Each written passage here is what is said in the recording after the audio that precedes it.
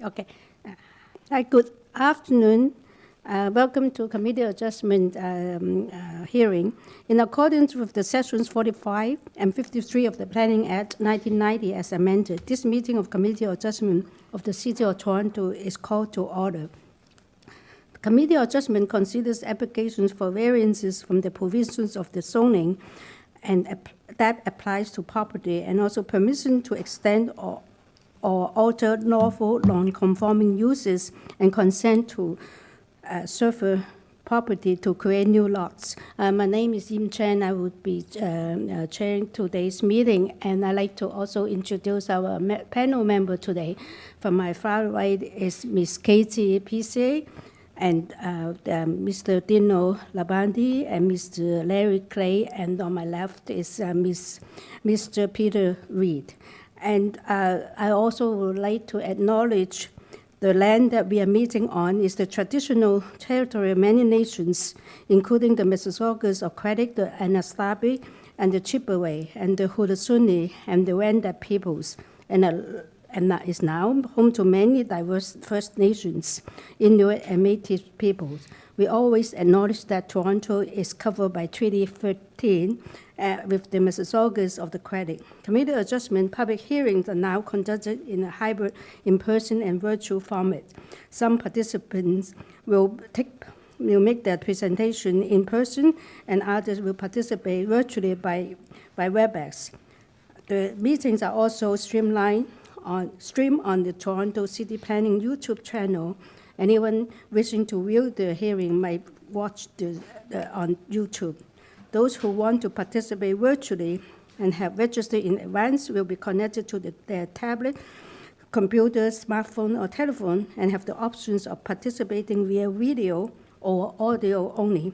All virtual participants will automatically be muted on entry, and when your item is called, you'll be unmuted by the moderator, one person at a time. And we will also ask you to mute your devices until you're called on to speak. And those participating by video will be temporarily upgraded to panelists when your item is being held. During this time, your camera will be enabled, and you will only be visible during your 5 minutes speaking time. And any other time, your video will be disabled, and you will be restated as attendee. For both in-person and virtual participants, committee adjustment staff will share presentations submitted in accordance with the written submission deadline. Those participating through WebEx are not allowed to use share screen or any panelists control during a video appearance. How to receive a copy of the decision? People attending in person today who wants to receive a copy of the decision must fill out a decision request card, and those participating virtually have to submit a written request by email. Please ensure you include your name, address, and email address, because the committee adjustment and also the Toronto Local Appeal Board, the TLAB, will be sending notifications and appeal updates by email.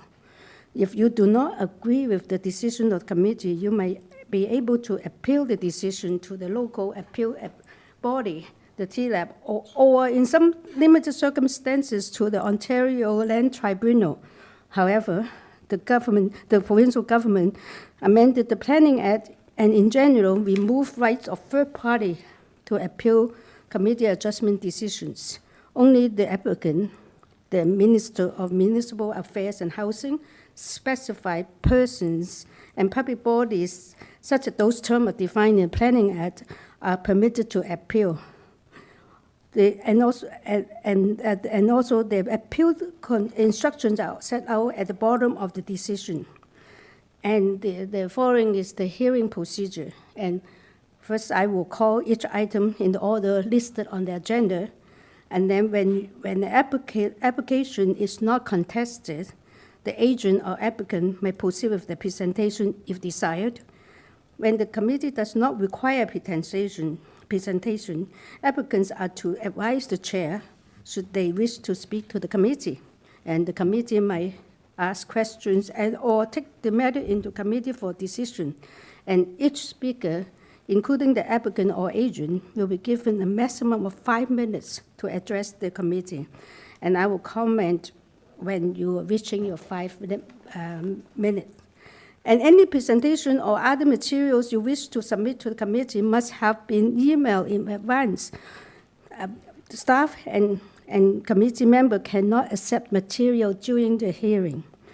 When addressing the committee, please clearly state your name and address, and please remember to confine your remarks to the matters outlined in the application.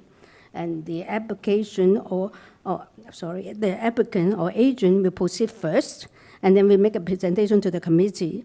And please note the committee might not entertain revisions to the proposal at the hearing today. The committee might decide to defer the application if substantially revised, to ensure the revised application is accurate and that all those entitled to notice of the application are informed of the changes. And then individuals, either in support or opposed to the application, will be invited to speak. Generally, we will call the people in this room first, and then we'll move on to online speakers. And when all the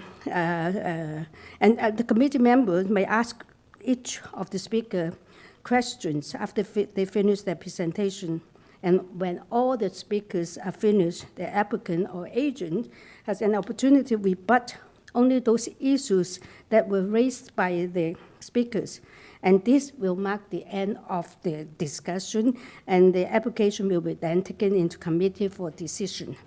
And before we start, I'd like to know whether there's any declaration of conflicts from our members and also from our staff. Yeah.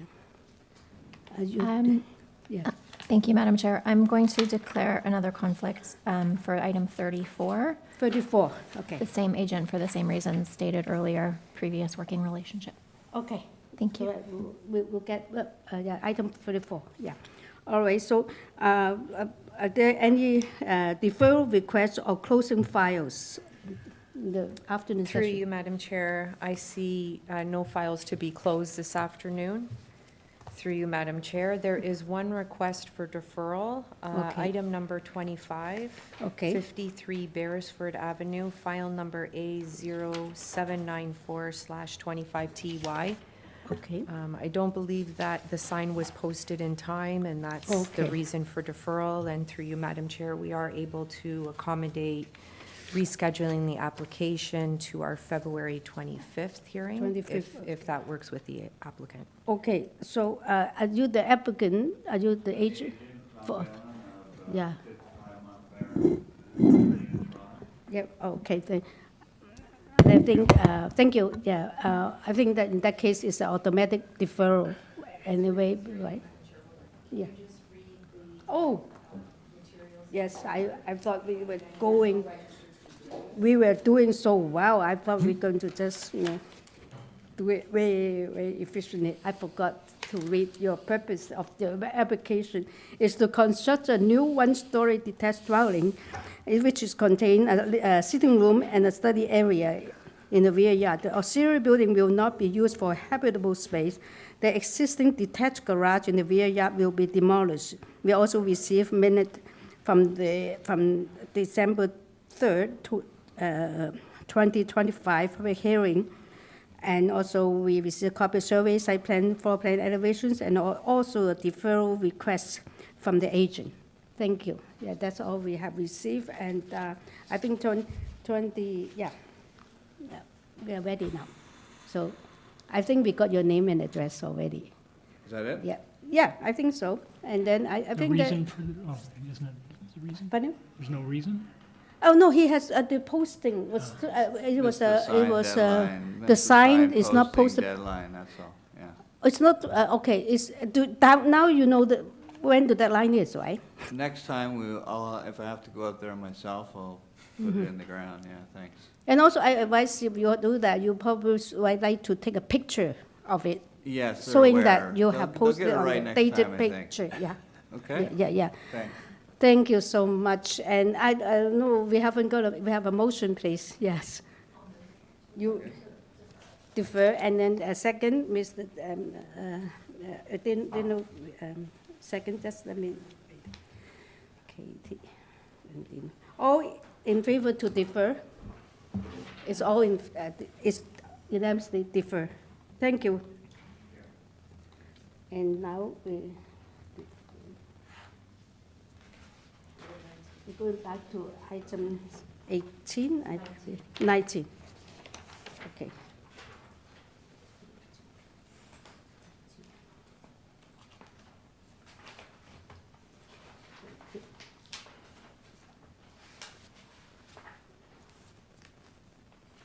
I just give me a moment, I have to find it.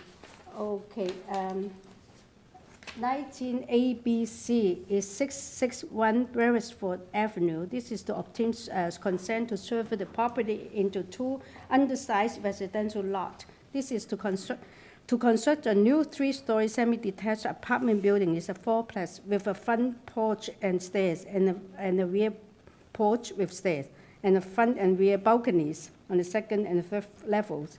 Also to construct a rear 2-story semi-detached auxiliary building, which will contain 1 garden suite, and there will be a total of 5 residential dwellings or units on this lot, and 4 within the apartment building and 1 in the auxiliary building. We received a draft of survey, copy of and a survey site plan, floor plans and elevations, and revised site plan, floor plan and elevations, and also red line, public notice, and a revised zoning notice, and also 3 photographs and cover letter from the agent, and a decision affecting the property, and also Toronto local appeal body TLAP's decision affecting the property, Albert's report and presentation material from the agent.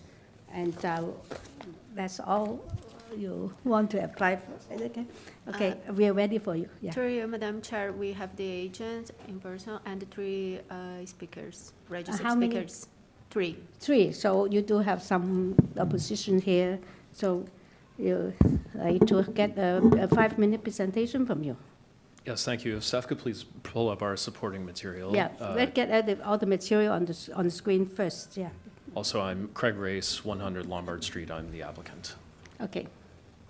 So this application, as the chair mentioned, was previously approved in 2022 as, excuse me, as 2 attached multiplexes. The project went dormant and has since come back to life. So the application here is essentially to renew the development in more or less its previous form. However, we have made slight modifications to align it to the current zoning bylaws for semi-detached multiplexes and garden suites, which have been expanded since that approval was granted. There were previously 11 variances per lot. Under the new bylaws, we're only asking for 5 variances per property. Okay. I will speak to them. They're generally related to platforms, landscaping, and other non-building related elements, except for the exterior side yard setbacks, which I'll speak to. There are no variances for height, depth, FSI, unit count, or any other of the building elements. I have a little presentation that might be helpful if we could pull that up, please. Forgive the density of documents. Perfect. And if you could go to the next page, please. So this is on a residential property zoned for semi-detached houseplexes. It's near St. Clair and Runnymede. This region is actually zoned for 6plexes. However, 6plexes cannot be semi-detached without additional variances. So we are maintaining the 4plex density of the previous application in the semi-detached form. There are no new units since that application. Next page, please. I mentioned side yard setback is the primary building volume related variance we're seeking. We have found this to align with the general character of the street. For example, the immediate neighbor to the south, the south has a 0.4 meter side yard setback. I'll speak further to that. The balance of variances are related to the front platforms and other provisions that we reviewed with staff, such as reduced soft landscaping in order to allow for external bike parking and bin storage. Next page, please. In studying the context, we have found a reasonable number of semi-detached buildings of 3 stories and some of multiple units per property in the area. In this little study area, we found 41, forgive me, I'm misreading this. Some of these are related to severances for lots that have reduced frontage. That was previously approved. We're maintaining the severance line. This does also denote a prevalence of semi-detached homes. Forgive me. Next page, please.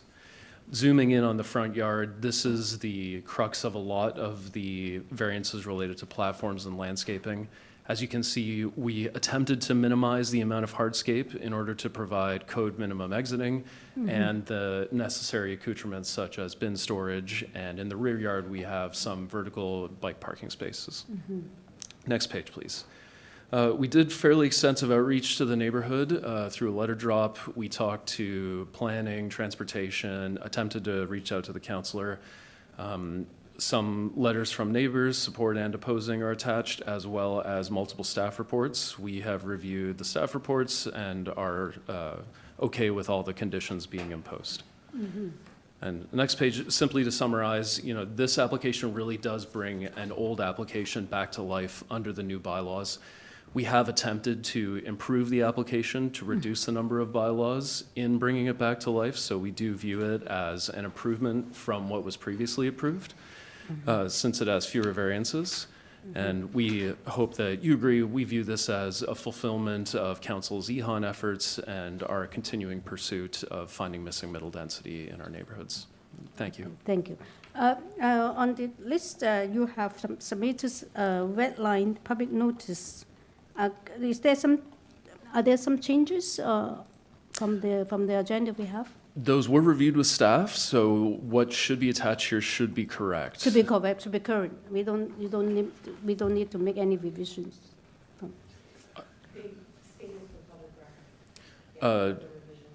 Yes, per like the 1.27 is the requirement we're seeking. Okay, oh, I see. That is the only revisions different from the public notice. That's right. Okay, thank you. Chair, before we go to the speakers, can I just ask Craig for some clarifications here? The original was refused at committee, went to T-Lab. T-Lab approved something. Just so we're clear, what you're asking for today, what's different from the T-Lab approval? The general volume of the buildings have been altered very slightly. Right. With the exception of they're actually deeper than they were previously. Okay. Since the new multiplex bylaws came into effect, we were able to make the units slightly larger to accommodate more spacious bedrooms. Okay. That's the primary difference. There is no variance associated with that, though. So would the side yard setback be the same? I would have to check that. I believe so, yes. Okay, that would be helpful to know. I will check that Okay. and bring it back. Yeah. Great, and you mentioned that the severance was already approved, so was that the same frontage Yes, sir. numbers? You're just getting the same approval here that you had previously? Yes, sir. Okay. And also, yeah, that's interesting because that's what part of my question is that previously, of course, the building is slightly smaller. Now that you say, so previously you had, I forgot the number, the 11 variances. And Yes, then that's correct. you managed to reduce it to 5. Yes. Is it because of the new bylaw that allow you to have a little bit more depth and a little bit?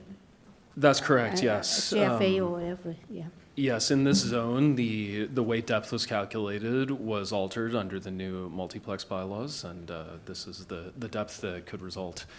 And again, we didn't feel it appropriate to increase the number of units in the application. However, we were able to make it slightly more family-friendly thanks to that additional depth. Oh, okay, all right. I just need clarification. Yeah, please, yeah. So I just want to be clear about the application that's before us, and you talk about resurrecting the previous application.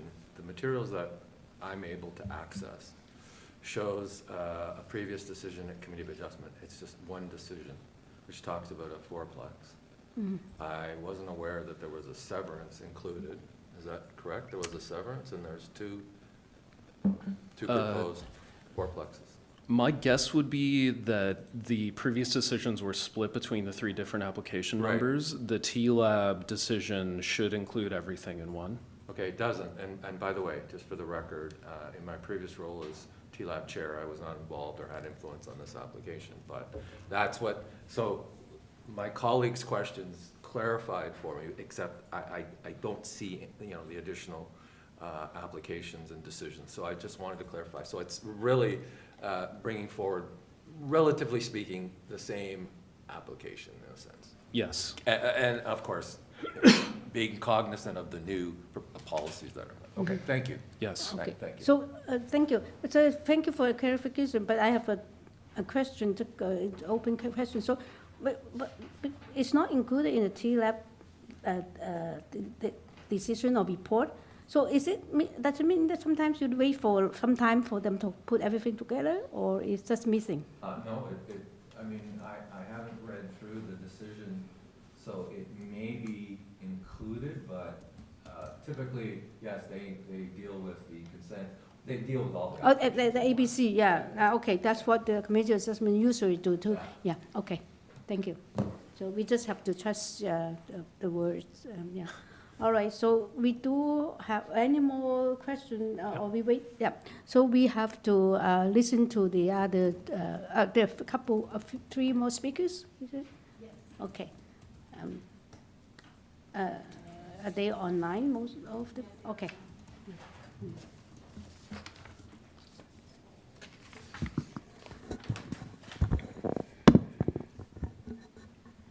Stephen, you've been muted.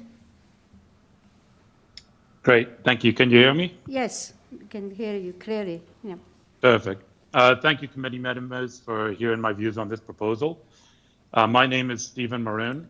I am the owner of 672 Beresford Avenue, which is directly across the street from 661. I'm speaking to you today as I am opposed to the planned development on 661 Beresford. I oppose the requested variance as I believe they don't maintain the intent of the city's zoning code, and they don't maintain the intent of the city's official plan. I would say from the upfront, my understanding of the previously approved proposal was for a fourplex with 3 parking spots in the rear. My main opposition is that by severing this lot and developing what is being proposed, it would be adding 10 units to a lot that currently has 1 dwelling unit. So I do not see it as similar to the previous proposal, as my understanding. So my main opposition regarding the maintaining the city's zoning code, as mentioned, historically, we've been zoned for a maximum of 2 dwelling units. I'm not an expert, so I apologize, but my understanding today is that we're zoned for a maximum of 4 dwelling units. If these variances are approved, the proposal will essentially take a lot of 1 dwelling unit and turn it into a development with 10 dwelling units. I do not believe that's consistent with the intent of our zoning bylaw for our neighborhood. We are not zoned for large multi-unit buildings, and this proposal is trying to bypass that with their variance requests. As we're not zoned for large multi-unit buildings, our neighborhood is not structured to take on that level of density on our street. I park on the street and have a young family. Already twice this past week, I was not able to find parking on my street and had to walk over a block away, carrying my 1-year-old daughter in my arms in the cold. Adding 10 units without parking will only worsen an already bad parking situation on our street. Furthermore, the official plan calls for development to be sensitive and gradual. Adding a 10-unit, multi-unit building to our neighborhood, primarily made up of dwelling units of 1 or 2 units, I don't find is either sensitive or gradual. The official plan calls for development to respect and reinforce the existing physical character, including dwelling type of our nearby residents, of which there are no 10 units. I do concede that lots have been split and semi-detached units have been built, but they have not been 10-unit dwellings in totality. Lastly, further reinforcing the fact that this development does not reinforce the physical character of our neighborhood, I did reach out to our neighbors beforehand, and I was able to get 24 signatures opposing this development. I've included them at the end of the letter, I believe that's being shown on the screen. And no one that I reached out to supported this development. These signatures have been included, as you can see. In closing, I ask the committee to reject the requested variance as the proposed development is not in line with the intent of our zoning bylaw. which I believe to be a max of 4 units, and does not support the physical character of our neighborhood, which is primarily made up of dwellings of 1 or 2 units. Thank you for your time. I appreciate it. Okay, thank you. Any question to this speaker first? Okay, all right, so we move to next speaker.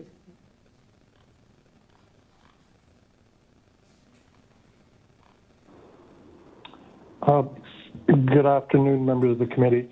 I will not repeat what Stephen just said because I endorse it fully. I'll only add that I believe the council has spoken twice on what it considers to be small-scale development, once in the context of its assessment of the development charge exemption, which I think was 6 units, and then the other is the as-of-right, which is 4. In this case, it strikes me that the severance is the real problem because it creates, in effect, what I would call kind of an abuse of the policy, which is to more than double what's permissible there, skirting both DCs that would have been chargeable if it was considered 1 unit on 1 lot, and twice as many units if it were 1 lot. So I'll leave it there, but it's Sabine Matheson, who's the owner of 665 Beresford, which is the building to the north, and I urge you to reject this for all the reasons, those reasons and the other reasons already shared by Stephen. Thank you. Okay, thank you. We have some question for you. Don't go away yet. Yes, please. Mr. Yes, thank you through you, Madam Chair, to the deputant. And this goes for the previous deputant as well. I probably should have asked the question. Sir, are you aware of site and area specific policy 826 for multiplexes? I maybe, but maybe not by that name, but go ahead if you want to make me more aware of it. Thank you. Yeah, well, it's a site and area specific policy. That's the acronym is SASP, and it permits multiplexes on properties designated in neighborhoods. So I just want to bring that to your attention. Thank you. Yeah, actually, I also have a question. Can you? I have heard what you have said. Simply, you think that there are just too many units being proposed. But can you tell me, or tell us the direct impact? What do you think that the mostly directly impact you, despite whether it is like 2 or 3 units, or now is proposed more units? Can you tell us more detail? Give us more detail on the impact, please. Well, just to be clear, I never opposed the proposals on this site before because I actually agree in advancing the missing middle to an appropriate level. So when there was 4 units with on-site parking proposed, I was in favor of that, or at least I wouldn't have opposed it. And I understand that council has removed the parking requirement, so I don't have any comment on the loss of the parking from the site between the original proposal and this one, because that's the will of council.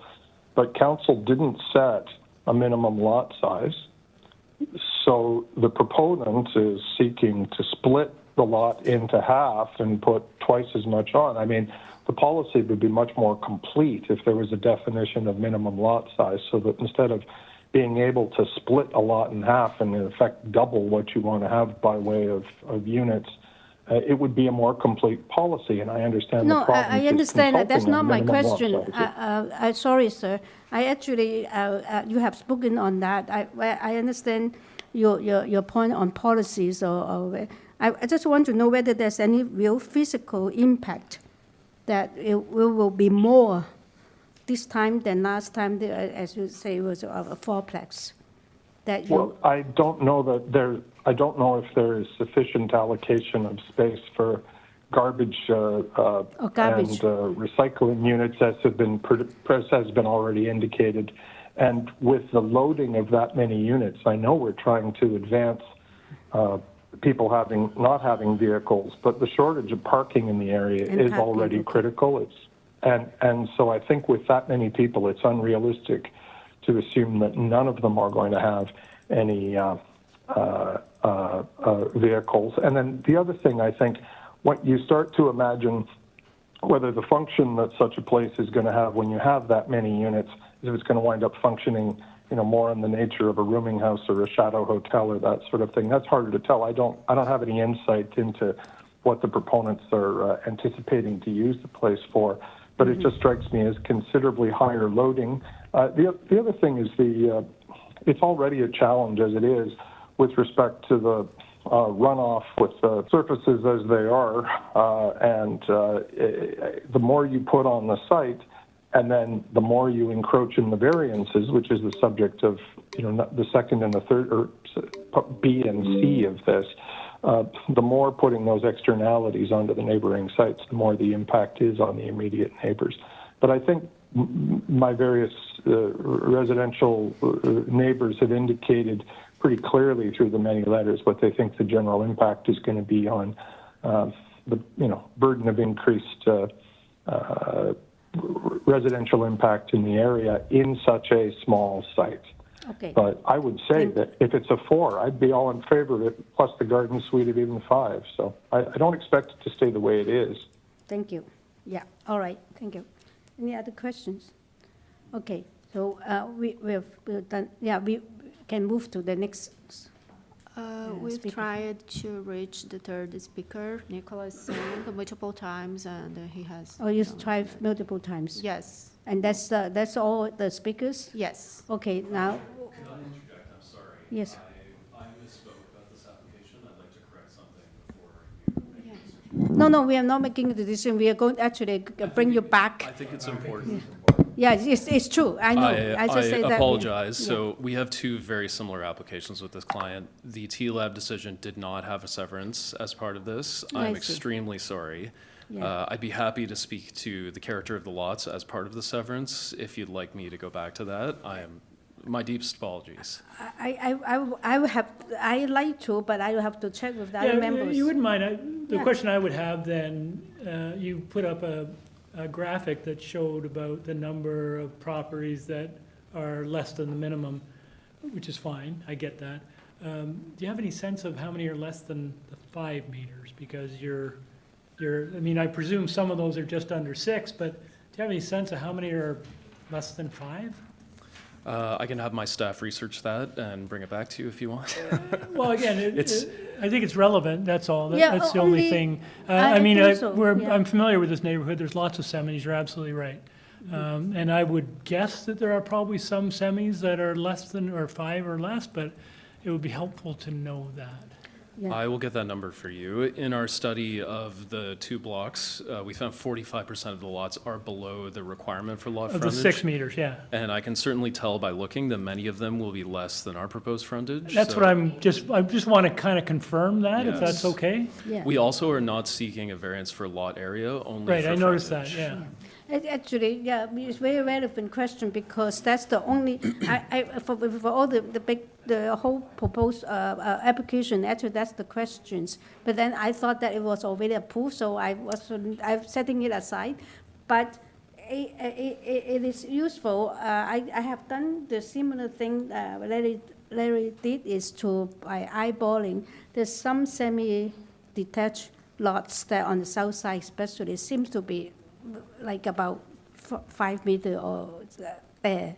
It's quite narrow, but it's very useful for us to actually look at the chart in terms of the lot configurations and yeah. Yes. Yeah. That jurisdictional scan you say that you have, your staff has done, would that include also some of the variances that you're requesting? Would that be included in the jurisdictional scan? The only thing we scanned for was lot frontage. Okay. So no. Yeah, okay, thank you. Okay. Okay, so. Just as rebuttal now. We still have questions, right? He's got a chance for a rebuttal. Oh, you're doing it right now? Okay. I'm so sorry about this. sorry. And I don't know if the neighbors want a chance to respond too, but I'm certainly happy to defer to that. So in response to some of the notes we heard, with respect to the permitted amount of density, if there was no severance here, a 6-plex plus a garden suite would be permitted as of right, as is the case for all lots in this area. So the difference is not between 4 and 10, it's between 7 and 10. And given the starting size of this lot and its relatively large size for the area, we feel the severance is appropriate to align it with the average to smaller lot in the area, and then keep it as semi-detached fourplexes, which are a permitted typology. Someone noted that they view severances as a way to take advantage of these new housing policies, and absolutely they are. Semi-detached houses are now permitted. That was a council direction. Development charge exemptions are, excuse me, something that allow these projects to exist economically, and it has become common for severances to become a way for developers to sort of duplicate their benefit on 2 lots, and that is absolutely an intention of this application, to use the new EHON policies to their maximum and full use. Someone noted they weren't sure what the renter demographic would be. The intention is that for these units to be rented long-term, hopefully to families or professionals, but certainly no short-term rentals or any other use of the like. Excuse me, finally, there was a mention of water runoff. It's interesting to note that with these applications, we have faced substantially more scrutiny with our new water connection applications than we have in the past with triplexes or smaller. We do get subjected to additional stormwater runoff calculation requirements. Most of these projects require some kind of storage tank or on-site stormwater runoff retention. That is a requirement we will face when we go for a building permit application. If there are any other questions, I'd be happy to respond. Craig, were you able to answer the question about setbacks? I'm waiting for my staff to get back to me, sir. I apologize. Okay, that's fine. I know that it's, in our study area, 41 of the lots were below the zoning requirement of 6 meters. Is it in the T-Lab decision? No, the T-Lab. No, there was a side yard setback for T-Lab, right? Oh, the side lights, set. But it was for a different proposal, though. Yeah, what my question was really is how the side yard setbacks for this proposal related to what has been previously approved. So this says side yard setback was 0.45 from the north line. Front yard setback, I don't see on the south side. Yeah, here So- they estimate more, yeah. So it looks like, at least on the north side, your setback is more generous. Yes, we're doubling the previous Yeah. setback. Yeah. I just got a response from my staff. There are 19 properties in our study area below 5 meters. Okay, that's helpful to know. Oh, that's great. Well, Yeah. your staff is good. Yes, To they get are. the, I am the failure in this one that I didn't have that at the outset. It's not my staff's They fault. could have been a little faster. Okay. Yeah, impressive. Okay, any other questions? I'm with the application, even though it was different from, only because the lot is that size, the frontage is that much. They divide into half, and there's not much, either you think it fits into the context of the other lot configuration, and that we can make a decision on that. Yeah, I would agree. I think this is a good application. I mean, I think in terms of, massing, it's pretty similar to what was approved previously. So I think what we heard from the opposition, a little bit of concern about, increased density and probably parking and access and such, which are legitimate concerns, but council has moved forward on these types of applications. They have eliminated minimum parking standards. As the agent pointed out, this is pretty proximate to some pretty frequent bus service. It's not close to subways, but it is close to bus services. And frankly, the Junction shopping area and commercial area is fairly close by too. So, it's the kind of location, is a desirable location. It's not surprising we're seeing these kinds of density applications coming into these sorts of neighborhoods because they have a lot to offer. I think the variances before us are less than what were, approved previously. And I don't think they collectively or individually represent an undue burden. And I will note that there's no height variance. I don't think there's a length variance either, right? So in terms of massing impact, I think this has been sensitively designed, and the introduction of this number of rental units into this neighborhood, I think, is a positive thing. So I'll be supporting it. Yes, okay, Mr. Thank you, Madam Chair. I concur with my colleagues' comments. I will note, though, I'm looking at the purpose of the application, and, you know, when it comes to zoning definitions, you know, there's always a difficult time dealing with these definitions, but it's a bit misleading when you read the very first sentence, and it says, to construct a new 3-story semi-detached apartment building, and in brackets, fourplex. First of all, I was under the impression that a year and a half ago, or a year ago roughly, that definition changed to what's now called a semi-detached houseplex, number one. And number two, it was my understanding that above 6 units is when the city then terms it to be a small apartment. And that would likely be on an avenue or a major street. So anyway, I just found that interesting and may have impacted the you know, the interpretation that residents, you know, have taken. Anyway, you know, I agree. I think it's an appropriate development in the sense that you have at SASP 862, which does permit multiplexes in areas designated neighborhoods. And when you know, I'm referring to one of the points that one of the those in opposition made related to the policies in the official plan. And if you look at official plan policy 4.1.5, that has you know, policies related, criteria related to development, but it's superseded by SASP 826, which basically says there are certain development criteria that are to be applied to multiplexes, and those that are exempted from those listed in 4.1.5. So I just wanted to make that note. Anyway, I second. Well, I haven't, can I beg the committee's indulgence here? I did notice on the T-Lab approval that there was screening for the rear balconies. And can I come out of committee and ask the agent? Yes, please. Yeah, that we can bring, get out of committee and screening ask. for, I don't think you have any on the 3rd floor, but you have it on the 2nd floor. Rear balcony. We would be amenable to that, yes. So is a privacy screen? Yeah, on the, yeah. I guess, the north and south side. North and south edge side of all the balconies? Or I don't think there's a 3rd floor balcony. Is there in the rear? I would have to check, sir. Been asking a lot of good questions today. It's better than the ones I usually ask. No, if we're going to put it as a condition, we better be more specific, right? Well, we can just say on the 2nd and 3rd. If there is one Yeah. on the 3rd, then you're good to Or go. anything above the first. Yeah, in I think case- that's basically, because it is a tight configuration, and there is a bit of an overlook concern, I guess. There must be some kind of exterior platform on the 3rd floor. That's a code requirement, so Okay. there would be. Then why don't we do that, 2nd and 3rd floor?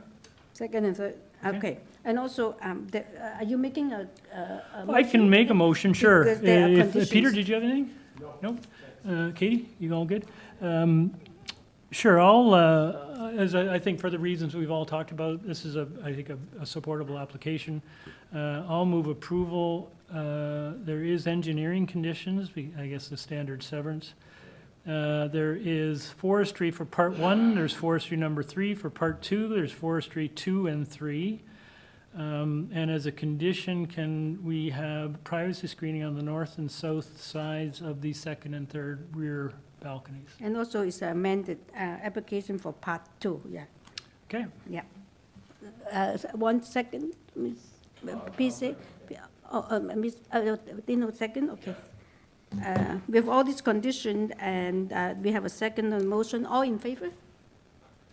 Unanimously approved. Thank you for coming. Yeah.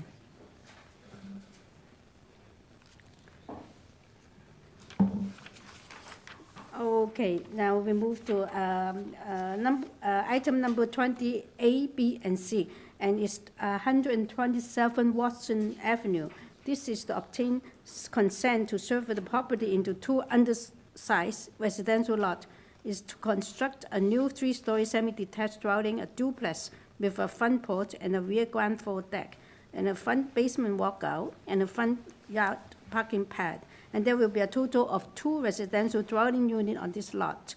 And we have received a draft survey and also a plan of survey, site plan, floor plan elevations, 7 photographs, and a cover letter from the agent, and presentation material from the agent. We also received comment from community planning and also transportation. We received staff report from development engineering and also urban forestry. We received oppositions from 129 Brookside and 133 Watson Street and 129, 131, 136, and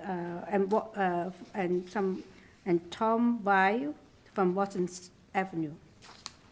And that's all the material we have received, and they are, yeah, I mean, they're seeking us 9 variances for part 1, and another 9 variances for part 2 too. So we're ready for the agent, yeah. Through you, Madam Chair, we have 1 registered speaker. We have the agent aligning 3 registered speakers.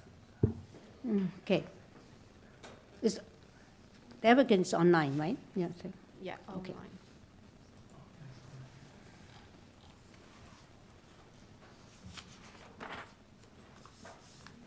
Ida, you've been muted.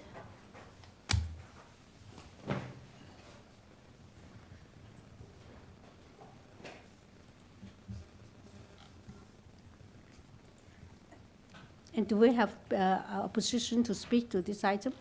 Yeah. Yes. Okay. She's not speaking. Ida. Ida, you've been muted. Hello, hi, can you hear me? Yes, we can hear you. Okay. Good afternoon, Madam Chair, members. Ida Evangelista on behalf of the owners of 127 Watson Avenue. Yes. What's your address? Yeah. My address is 53 Bentworth Avenue, Toronto. Okay. You realize you have some oppositions, right? So we require a presentation from you. Yes, Madam Chair. Yeah. We are proposing a semi-detached dwelling. It's a multi-generational home. It's a single-family dwelling with a secondary suite to allow for parents to live also in the home. I would like to say that we could have gone ahead and stated that it was a duplex, and a lot of the variances would have been removed, i.e. the main wall height, the FSI. However, this is a multi-generational home. I know many of the neighbors in their letters had concerns about that this was going to be like presented as a 4-plex, but this is for personal use only. So let me just start off by just going over the variances. We do not have an overall height variance. We do comply with the overall height variance. We do have a main wall height variance. We are slightly over by about 0.492 over the main wall height. That's just to give additional head clearance on the 3rd floor. We do have a depth variance because we have allowed for additional space in the front to be able to access the lower level. That being said, the depth variance is taken from the average front yard setback. However, the lengths of the house, and this will also address some of the comments in the letters that we received. So on the main floor, our first floor length of the house is 17 meters, which complies. On the 2nd floor, we have a length of 15.50 meters. We've stepped the house back on the 3rd floor. And the third floor, we have a length of 13.97 meters. We've stepped the house back at the front and also at the back of the house on the third floor. So the house optically from the street, because it is stepped back quite a bit at the front, will be viewed as a two-story. And also will allow for light, because I know some of the comments were about shadowing. So our side yard setbacks currently are approximately 0.16 on the north and 1 meter on the, 1.6 on the south and 1 meter on the north. 129 has a side yard setback of 0.45 on the west, southwest, and southeast 0.52, and 125 has a setback of 0.16. So the 0.90 that we are proposing, I submit that this will allow for safety, for access, maintenance of the property itself. And this area, we are in the Runnymede Bloor West Village. We're close to the Bloor subway, we're close to many parks, schools, and quite a very extensive TTC within the neighborhood. So as you can see, we've pointed out what all the variances are on our submission. The rear property, we work with planning. Planning has no concerns with the application, nor does transportation. Engineering, they have engineering and construction services. They have their conditions, which we are amenable to. Forestry, they want us to plant a tree, that's fine. The tree that they just planted last year, it's at a dimension of 0.05. That tree is going to remain. We're going to move the driveway over a little bit just to give that tree clearance and work with forestry for that tree. So again, that will not be removed. We will be adding another tree to the property per forestry's conditions. And I believe the proposal that you have in front of you your is 5 minutes is up. that meets the 4 tests. Yeah. Okay. Thank you. Yes. Can we just clarify with Ida? Yes, please, You've seen the forestry recommendation to refuse variance number 9 for part 2, right? Yes, I have. But So are you, I thought I heard you say you're not going to touch that tree. You're moving the parking pad over to protect that tree?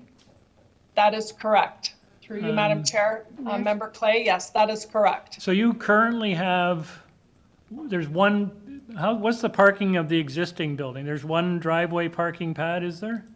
There is one driveway parking pad on the south side of the property. So are you then allowed to, are you permitted then to have a second parking permit in front of the second semi? That is one of the variances that we have for front yard parking. And as I mentioned, viewing this under a duplex per se, we wouldn't be permitted, we wouldn't have an issue with parking. If we were to integrate an integral garage, again, it would be permitted. We've chosen to. I got it. I'm sorry for interrupting you. I just noticed that transportation has written and they don't have any problems with that. Thank you. That's correct. Yes. Oh, I just a little bit need more clarification. Just since this, there's questions. You are reconfiguring the parking pad, or by avoiding the tree. Will that affect the landscaping? No, it will not. Will not. It will. No. What we see on the plan is what you propose. It will not be changed. Right. common, there's like a middle part that is shared, like landscaping area. That will stay. So you'll see, so basically, all that's going to happen is we will do one of two things. We will, a couple of things that were discussed. We can either move the parking pad over, or we can, because the tree is 0.05, we can work with forestry to move the tree, which they're amenable to. And there's a couple of different scenarios that we can work with forestry with. And as you know, through you, Madam Chair, we need forestry clearance to move forward to our building permit. Yeah, I understand, but I just want to make sure that what you propose, which is more like a consideration for me, is the amount of landscaping area. That, is it like landscape means landscape is only soft landscape, or is that just paving, permeable pavers? Soft landscaping. Oh, We are currently proposing 73%. Okay. And even should we move the driveway, the parking pad over, we Yes. will still have 73%. Okay, that will not change. Okay, that's what I want to know. Yeah. Okay, thank you. Yeah. Any other questions? Yeah, so we have to, we have some oppositions here. Yeah, let's have the opposition. Yeah, please. Let's hear that.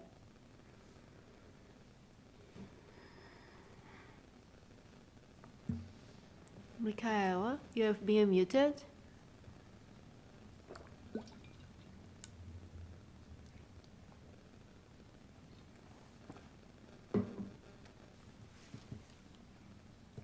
Michaela, we've been muted.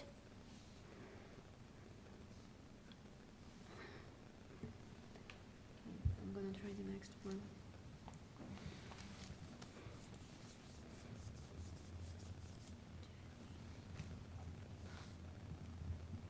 Janine, you've been muted.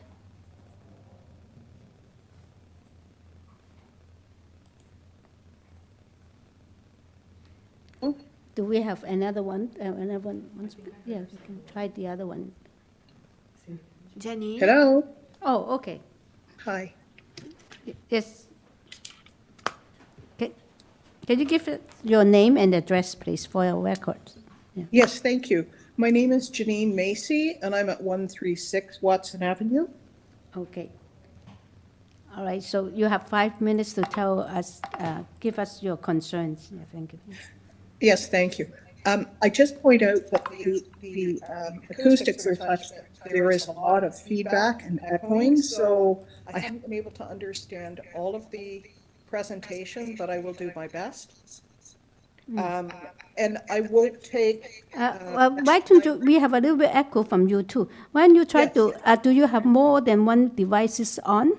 Can No, you I just, do not. You do not, right? Okay, maybe you try to speak to, into the microphone closer, maybe when we can hear you, because we still have a little bit of echoes here. Okay, I'm working from my laptop microphone, so it is right here. okay. In any event, I will be very brief. I'm respectful of the committee's time. You've read my letter of objection. I don't really have anything to add to that. In response, I would just say that I am mindful, and generally the street is supportive of the need for increased density. I have a couple of questions.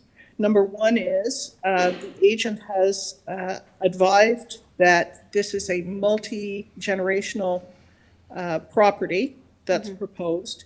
But if I understand correctly, the proposal is for 4 units. 2 that are 3-story, and then 2 that would be basement level. Is that correct?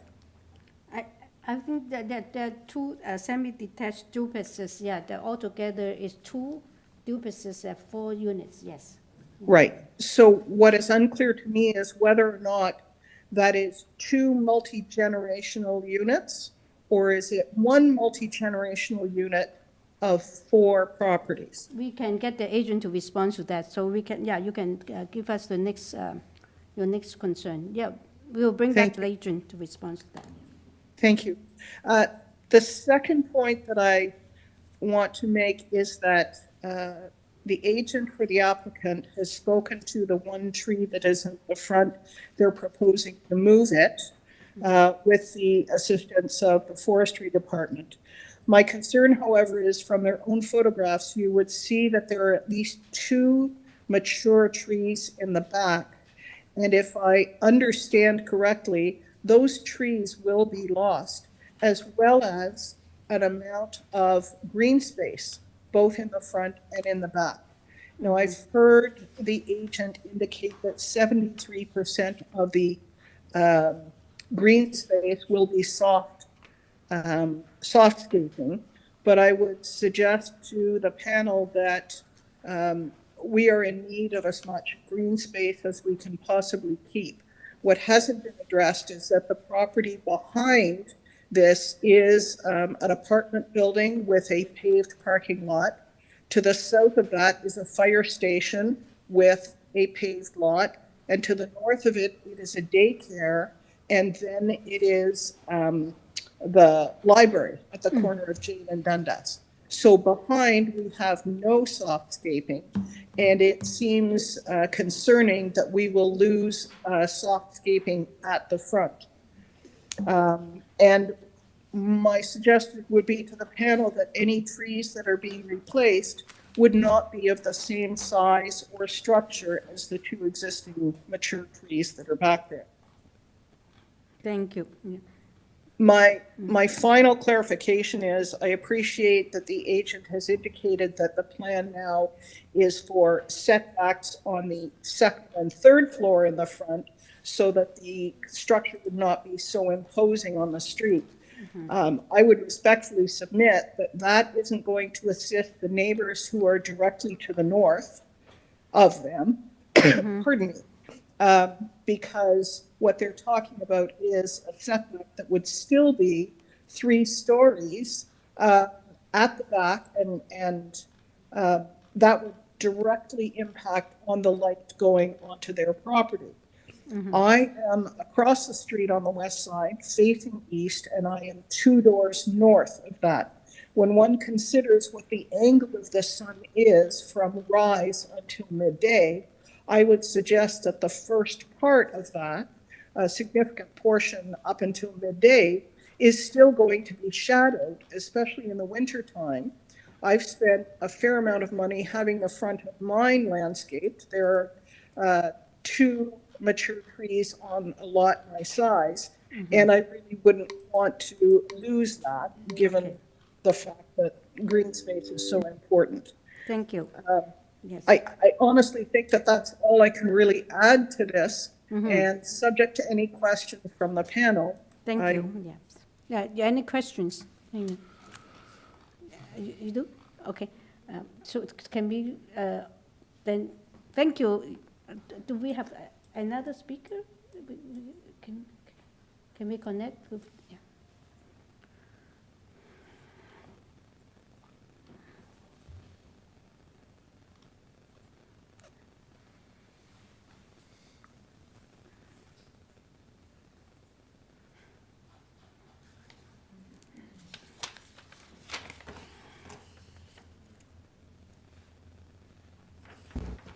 Hello?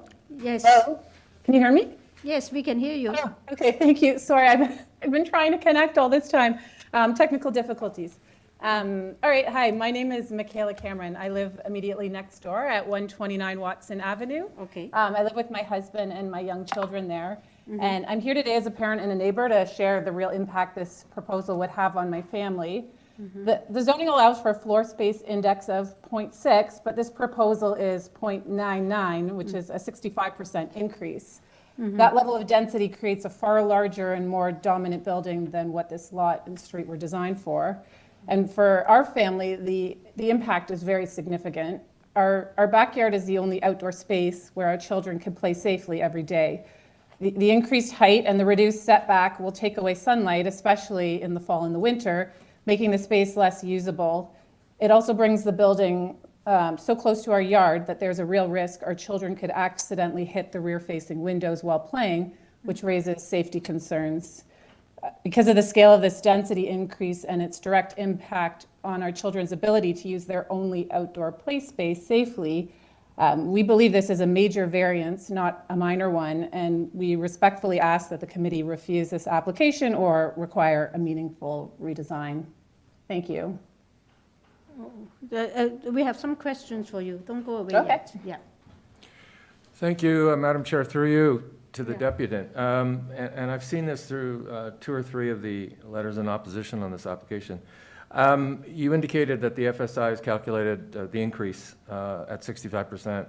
That's incorrect. It's actually 47%, and I just wanted to clarify that. It's actually 46.8, I believe. But I just wanted to clarify that it's not 65%. Okay, I mean, still a significant increase. No, I'm not questioning that. Thanks I just for wanted to my clarify math that. correction. Yeah, okay, thank you. That's my only question. Okay. The other, you have mentioned that it will be not as safe for your children to play in your backyard, that they might be bumped into the building. I'm is worried. there not a fence between your? There's a fence, but the area that my children play is pavement, and they do a lot of sports there. And I'm worried about, a ball going over there. Can you hear me? The pavement on Watson Avenue? It's in the backyard. In the backyard, oh, okay. Yeah, it's in the backyard. The space that they play on is I'm worried about like a ball going into the window and glass breaking for the safety of both properties. I'm also worried about like privacy concerns, because it's so much further back than the house was before. So it's not to bump into the building, you're afraid that their ball will hit your neighbor's windows? Hit the ball, cause issues between the neighbors. It could, if it breaks the glass, it would also be a safety issue on their side. And, conflicts in terms of between, the kids playing in their backyard there. Okay, thank you. Yeah. Any other questions? Okay, let's bring, do we have any more speakers? I've tried to reach the third speaker, Tony Monardo, multiple times, and he hasn't answered. Okay, so I guess we have done our best, multiple attempts. Can we bring back the agent, please, to address all these concerns raised by the 2 previous speakers? Madam Chair, Yes. Ms. Macy, who lives at 136 Watson, which is, Oh. can you hear me? Oh, okay. Yeah. It's, Hello? oh, we have, you're the third speaker. We have. This is the agent. Oh, this is the agent? It's Ida Evangelista. Oh, okay. All right, so now we got confused. Okay, you have heard the concerns, right, from the previous speaker. Can you respond to some of them? One is the multi-generations complex, and the other ones is about like safety, playing in the backyard. So, Madam Chair, members, I would like to add that I did a reach out. I hand delivered packages to all the neighbors. And I spoke to Ms. Cameron, who is just to the north, who just last spoke. But let's address Ms. Macy's comments. She lives at 136 Watson, which is across the street, 3 houses north.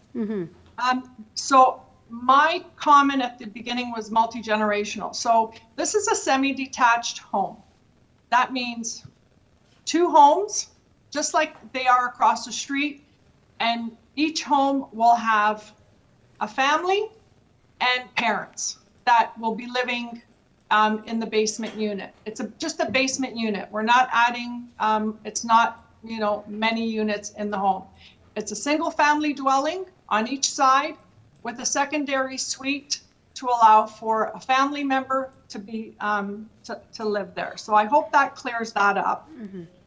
Now, the comments about the trees in the back, most of the trees are being preserved, if not all. There is just 1 tree that will be removed.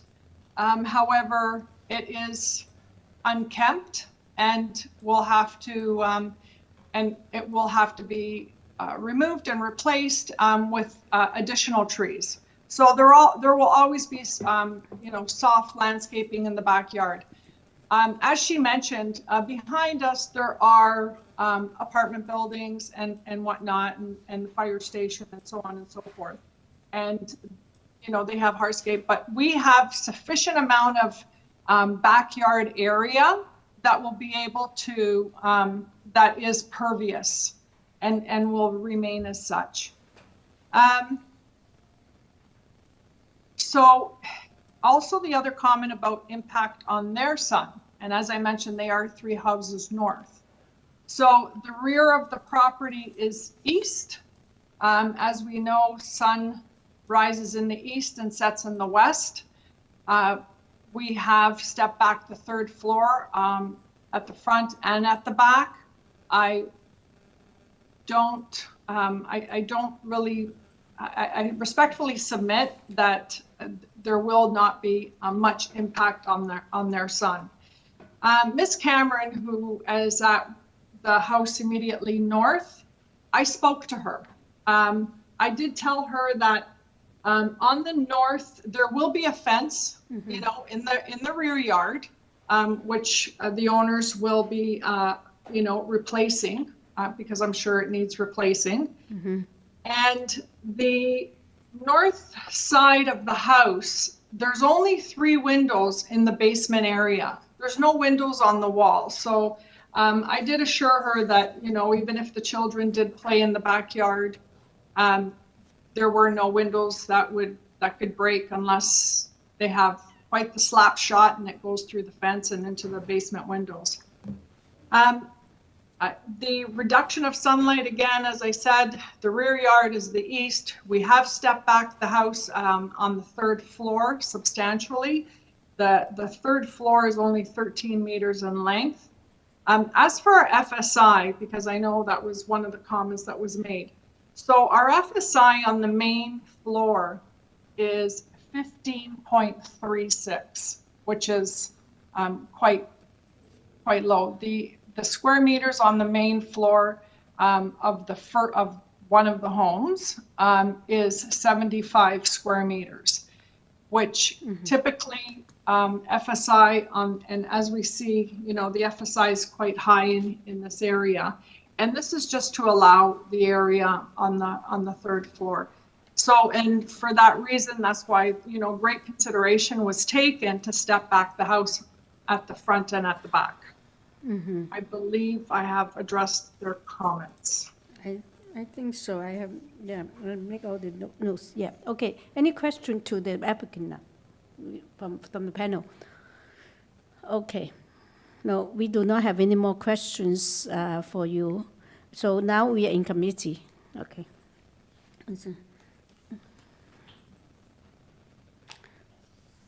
I don't want to. At least this servants, the frontage is bigger slightly. I thought that the other one was very, very tight. And anyway. I'll offer a couple of comments, please, Madam Chair. I do think that in combination, the 9 variances sought for each of the 2 parts, each of the lots, are fairly minor overall. I'm satisfied with the explanations that we received from the agent today and appreciate the concerns raised by the neighbors. However, I do think that this type of moderate intensification is very desirable, and I'll support this application. Yes, thank you. Yeah, Ms. Yeah, Dino, yeah. Yeah, I concur with my colleague. I think this proposal and the applications fit the new semi-detached houseplex, form-based multiplex definitions. I'm okay with the variance for lot frontage. I think the lots that are being created will reflect some of the properties in the neighborhood, and I concur that this is supportable. And I know there are a number of conditions, specifically urban forestry. Well, obviously, if we move for approval, there'll be standard conditions of consent, but also urban forestry has for part 1, numbers 2 and 3, and part 2, number 1, which deal with the tree issue. Yeah, so I would support a motion for approval. Sounds like that's a good motion. You can move forward Sure, to a I'll motion? move, Yeah. I'll move it. Katie, you second? Yes, So we have a second. Does your motion, so there was a refusal, so we're just dropping down to the condition rather than the refusal? For the For forestry? they have refused, but they have also a Yeah, there's a memo second to letter. the secondary report to say, They pulled their, right? So if we impose both of them, they will have to work with urban forestry to correct that, right? So part 1 would require numbers 2 and 3 Yes. from urban forestry, and part 2 number 1. is number 1. Yeah, so there is one, there Yeah. is one associated with part 2. Yes. Yeah, that's what I was, Oh, Yeah. okay, I see, Confirming. I understand, oh, okay. that's what I was yeah. trying to confirm. Oh, okay. That was part of your motion? Okay, I'm sorry, I missed that. No, that's okay. Yes, okay. So we got all the conditions. All right, thank you. So we still have a second, and all in favor with the conditions? Okay, all in favor is approved unanimously. Thank you. Do we need a break, or we can just continue? 5 minutes. 5 minutes? Okay. We're going to break for 5 minutes, and we'll come back.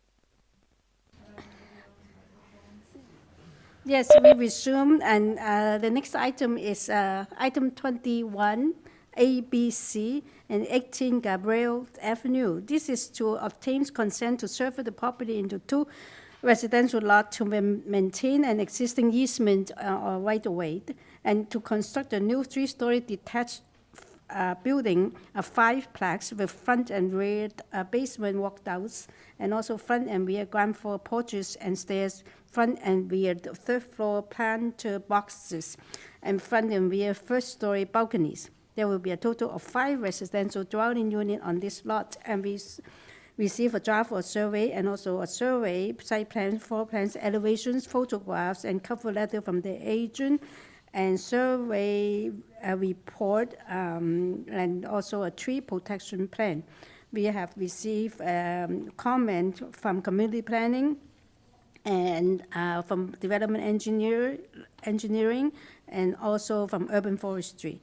We have received a letter of concern or interest from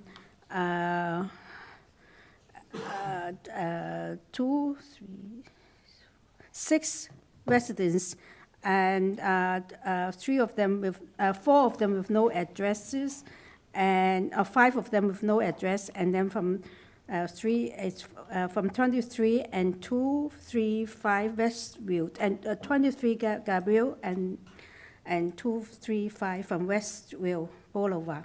We also received oppositions from 17 Gabriel, and also 26 Merritt Road, and 22 and 20 from Gabriel Avenue, and 68 signature petition in the opposition. And that's all we have received the material. We are ready for the agent. Through you, Madam Chair, we have the agent online and 4 registered speakers. With 4 registered speakers. Okay. Good afternoon, this is Amir, agent. Wait, can you hear me well? A little bit louder, please. Yeah, we can hear you, but it would be good if you can speak a little louder. Yeah. I'll try louder. Remind me if my voice goes down. Okay. Okay, so I'm the agent. That was a good summary. I want to just summarize. Give us your name and address for records first. Yeah, thank you. Okay, my name is Pamir Rafiq. I know the agent name here says Amur Rafiq, who's my brother and partner, but I made a change request with the planner to be a speaker today. Pamir Rafiq, address is 443 Highside Drive in Milton. That's fine. Yeah, since you have some oppositions here, and we need a presentation from you for 5 minutes presentation. Yeah, you can have if you have some material you want to bring up on the screen before we start the clock. Maybe you can start with the R plan. Can you tell us? Yeah, just draft plan. Yeah, this is good. Yes. Okay, this is what you would need. Okay, now we can. Yeah, we can start from here. Okay. Okay. Yes, I'll go ahead and start. I don't see a timer. I'll just get started. This is a consent application of a 50-foot lot that's proposed to be severed into 2 25-foot lots. Intention is to have 2 detached 5-plexes on each of the 2 lots that are created. So the existing structure will be demolished. Within those 2 new lots that are proposed, there are variants that are required in order to make this work. So I'll start commenting the consent application quickly before I move on to the variances. So firstly, I would like to mention that we received favorable comments from the planning staff, and we're happy with the conditions that were highlighted in there. We reviewed them and are in agreement with them. So what's important to note is that on this street, on GALBRAITH Avenue, there are actually lots that differ between 32 feet frontage and 25-foot frontage. I have addresses too, which I spare for time's sake, but this is the only lot that's unique in size. It's a 50-foot lot, the only one on the street, and therefore, in severing it and bringing it to, we're bringing it more to be more in line with the character of the neighborhood. And the variances that are created by this, that we request on account of the severance are 4 for each of the property, which are identical. The properties have proposals on them, which are just mirror images of each other. I like to call the variances a couple variances. They kind of come in pairs because we have a side yard setback variance, which then is coupled with a variance for platforms such as front porch and planter. So those are 2 variances in the zoning, but they both address the side yard. 1.2 is permitted. We're asking for 0.41. What's important to note is that the existing setback right now for of the home that's on the property currently is 0.37, which is even less than what we're asking. And also, we made sure that the tighter setback is on the side that is adjacent to within the 2 new proposed structures. So the variance, the setback towards the adjacent property on the south there is actually increasing significantly. And the other variance is also coupled. It's a building height variance. 10 meters is permitted, and we're asking for 10.28 on one and 10.48 on the other structure. And then there's another variance that goes along with that, which is for the side main walls. So both of these relate to height. And we believe both are minor in nature. They're appropriate for the new bylaws that apply for these multiplexes. And while both these variances are size related, we made sure that we don't have a variance for the depth and don't have a variance for lot coverage. That's my comments for the variances. We have received a bunch of letters of concerns and interest from the neighborhood, so I want to address those also, and I'm going to keep it blunt and quick for time's sake here. Obviously, some of the letters are repetition. Some of them are from the same household, just different names. But I'm going to address a summary of the main points of all of them. So we respect the concerns from the neighborhood. A lot of the points are valid concerns, and I'm not trying to fight the comments. I'm trying to actually come to conclusions and solutions with them, for them in a sincere way. So what I noticed after reading the letters is that most of them were leaning heavily on the daycare that's adjacent on the north side. And the interesting part is that the daycare itself never issued a letter of complaint. So the reasoning that we received from the neighborhood is that that they're concerned about the security of the daycare and about the privacy of the play area of the daycare. So your 5 minutes is up. Do you have a very quick summation? Then we can move on. Okay, I'll address these. Okay, very quick. So currently the daycare has a wire mesh which is open. So if the privacy is not a concern for them, if they want, we can, or if it's necessary, we can pitch in and work on the privacy at the shared property line. And then the next point is regarding a large building. It was also the comments were also heavily leaning on that. So we can deal with deal with the opposition. Yeah, comment on the opposition later. So you have, I think you have made a good presentation. So now we're going to hear the opposition, and we'll get back to you. Yeah, we'll bring you back.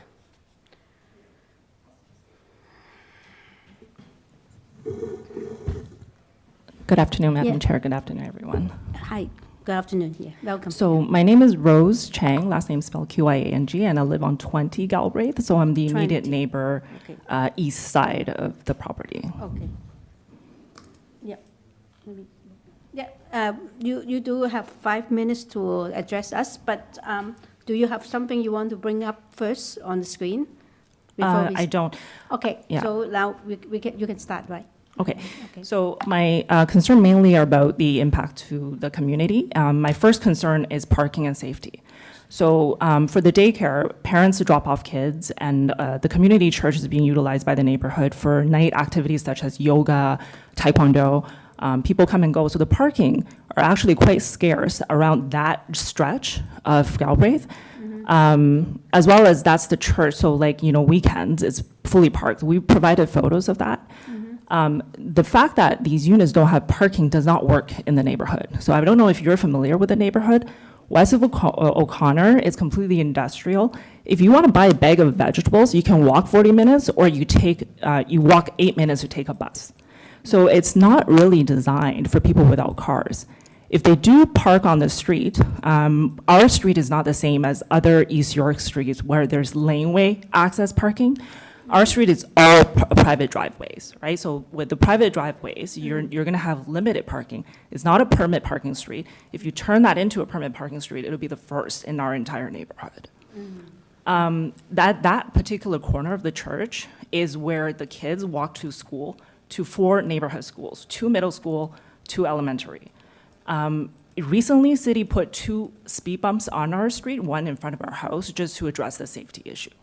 So the increased traffic and parking spot is a major concern. My second concern is the waste management. So from 1 unit to 10 units, they can put 10 units of compost or garbage on my side of the street. That means every time I come home, that's gonna be the smell that welcomes me. Or they can put it on the other side, which means that the daycare's playground, which they access, their only outdoor space, is going to be entirely connected to the garbage. They can put it on the back side of their house, and then 2 neighbors backing onto that house, their kids play in that backyard. So that's going to affect their quality. The third thing is, I'm not sure if the builder actually did homework in our neighborhood in terms of demand. We're all in support of development and helping city residents get more affordable housing. But O'Connor, constantly vacancy signs on all the apartment buildings. If you check the listing for lease, whether it's basement apartment, entire house, or a floor, it sits longer than the average market. This is not the East York close to Danforth. So if they cannot actually rent them out and they don't have enough revenue, how are they going to upkeep the house? That's another concern. So we've spoken to the fire chief of our local fire hall, and he said these multiplexes are notorious for spreading the fire. So if 1 unit catches on fire, if the house is not maintained meticulously, it'll quickly spread to the other units. Same as plumbing issues. Now, if they don't have enough rental income, I'm really concerned how they're going to keep them in top shape. And then my other concern is the financial impact to myself and the neighbors attached to the properties. So in our entire Topham Park neighborhood, this will be the first. We don't have multiplexes like this.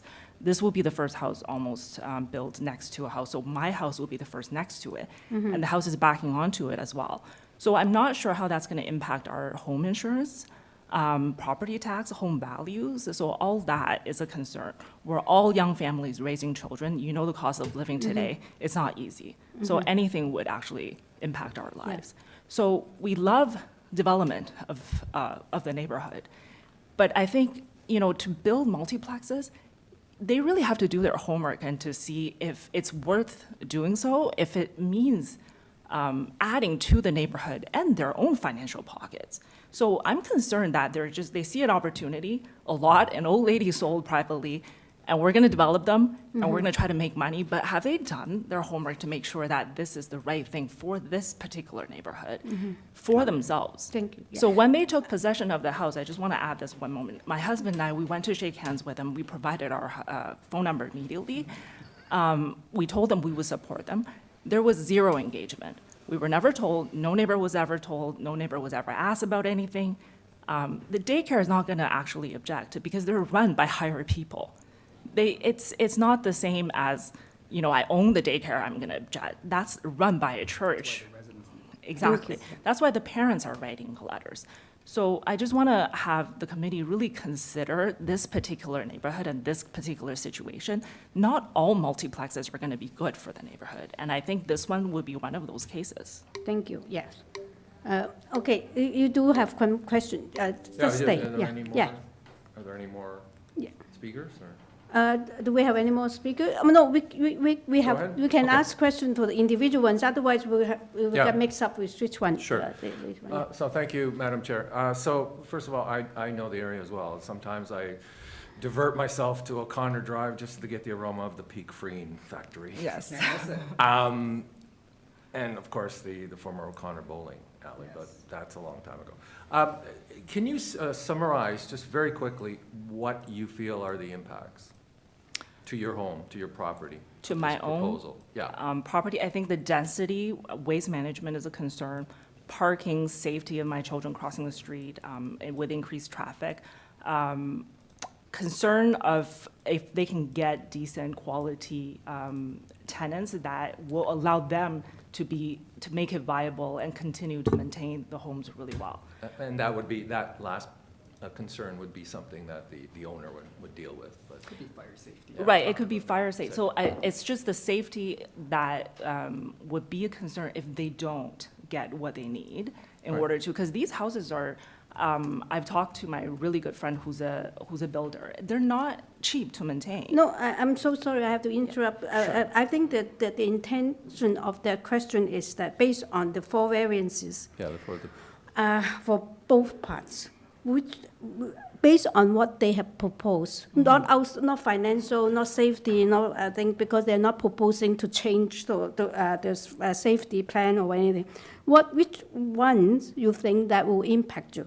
There are 4 variances based on what they propose only. So the density and number of units, I'm sorry, I'm not technical on construction. I'm not sure the variances Okay, would. you have answered the question. And the so size of it for me You're is not concerned with more like outside. community impact. Outside yes. issues. I just Okay. don't think it's the right spot Thank for you. it. Yeah, Thank you, thank you.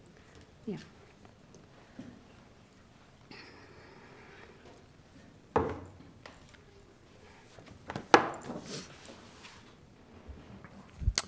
Good Yes. afternoon, everybody. My name is Daryl Wad. I live at 25 Galbraith Avenue, which is immediately across the street from the subject property. Okay. I ask that the committee bring up some supporting documentation that I'll reference. Okay. First is the letter of objection received by the committee on January 14th, 2026, with the 68 endorsements. The R plan previously reviewed, the zoning waiver. It's fine. We just wait and check whether we bring up the right stuff first. Is this what you? Correct. Yes, that's Okay. the. So you want to start with that, with this first? Yeah. And then, okay. So, yeah, I'm not going to go through this in detail. I assume that you've had access to it. Yeah. But I just wanted to reiterate that the letter highlights that this proposed development does not align with the broader planning vision and policy direction of the community, and it discusses how the cumulative effect of this proposed development will have a significant negative impact. We as a community don't believe that it represents a desirable or appropriate form of development. As previously discussed, this Topham Park community it's not a stranger to development. Lots of single-family dwelling homes have been developed, and we find that is a responsible form of development, but this does not align with what has been previously set as a precedent. With respect to the zoning waiver that was dated October 23rd, 2025, the owner has assumed full responsibility for identifying correctly and completely all variances, emphasis on all, associated with this proposed development. The owner asserted that no variances are required for this. However, I believe pursuant to zoning bylaw 569-2013, chapter 10.20.30.20, mouthful, the minimum lot frontage in a residential detached zone is 12.0 meters. And the R plan that has been submitted indicates that the proposed lot frontage for each of the severed lots would be 7.62 meters, representing a significant shortfall of that minimum. As such, this owner should be seeking a frontage variance, as this does not comply with the applicable minimum requirements under the city's zoning regulations. And the omission of this necessary variance application raises some concern about the adequacy and accuracy. No, it is in our application. They are asking for a surface approval. A frontage variance? Yes, yes. Okay, okay. Moving on to the tree declaration. Similarly, on page 3 of the tree declaration, the owner declared that the proposed development would not occur within a tree protection zone of a city-owned tree. However, in the staff report that was provided to the committee from the Urban Forestry Scarborough District, advised that a cherry tree located on the city right-of-way would need to be removed if the development were to proceed as proposed. Again, the presence of this declaration from the owner raises concerns regarding proper due diligence for such a development. The agent also spoke briefly about how he's here to consult with the community and answer some of the questions specifically raised in the letters of concern and letters of objection. I live immediately across the street. Not once was I consulted or discussed, had this discussed, no letter, no consultation at all. So, and as previously mentioned by my neighbors, there was some connection, but there was very limited consultation with regards to this. Again, I'm here to reiterate the points that have been raised, specifically with respect to the daycare. I think those who live in the community, lots of parents are driving by that region. Patrons of the church are parking their cars there every Sunday. In my letter of concern, you can see that there's not even room for 2 cars to pass sometimes. Even accessing my own driveway can be a challenge if people are parking out in front. So we as a community are definitely opposed to this type of development. We believe it's too intense and too dense for the space, despite it being a wider lot and having room for development. We believe that appropriate development would be required here as opposed to such intense development. Thank you. Any questions? Yeah, please. Yeah, go ahead. Yeah, through you, Madam Chair, I'd like some clarification as well, because the gentleman has raised the question of there's no variance for lot frontage. Clearly, it's an RD zone, which requires a frontage of 12 meters. Yet the applicant is requesting a consent, but I don't see any variance for lot frontage. Am I mistaken? Usually it's in the surface, if you approve the surface, they have stated that it's going to be undersized, and they list the frontage is about 7.6 meters each, and that is where we base on. The variance is really to do with more of the build form, not the surface, the lot size. Well, I respectfully disagree. Usually it's found in each of the applications for variances. Through you, Madam Chair, Yes. that's correct, right? If there was a lot frontage variance, it would be part of the minor variance applications. A zoning review was done on this. Yes. They didn't identify lot frontage as minor variance for both parts. It could be an error, but we wouldn't know that until after the fact, and then they'd have to come back to committee, right? Right, I appreciate that, and I just know that they did get a ZAP. So zoning. I can double check while we. Yeah, hear from I'm other curious speakers, because- just to Okay, be on it the could be- safe side. Yeah, I'm so sorry. Yeah, I understood now your raises a concern. good point. Only, really, I thought that maybe because that is not a variance, because maybe the current is updated to their smaller frontage, because 7.6 is still, is a very standard size frontage for Toronto. But now, but right? the variances are considered under the new, well, not new, Yeah. but the comprehensive bylaw 569. Yeah, you're right, you're not included in the,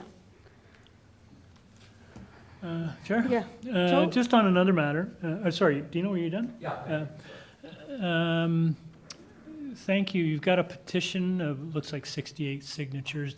None of them have an address on them. So are they, can you give a sense of where all these folks are from? I mean, I see there's some community members, which could be blocks away from our purses.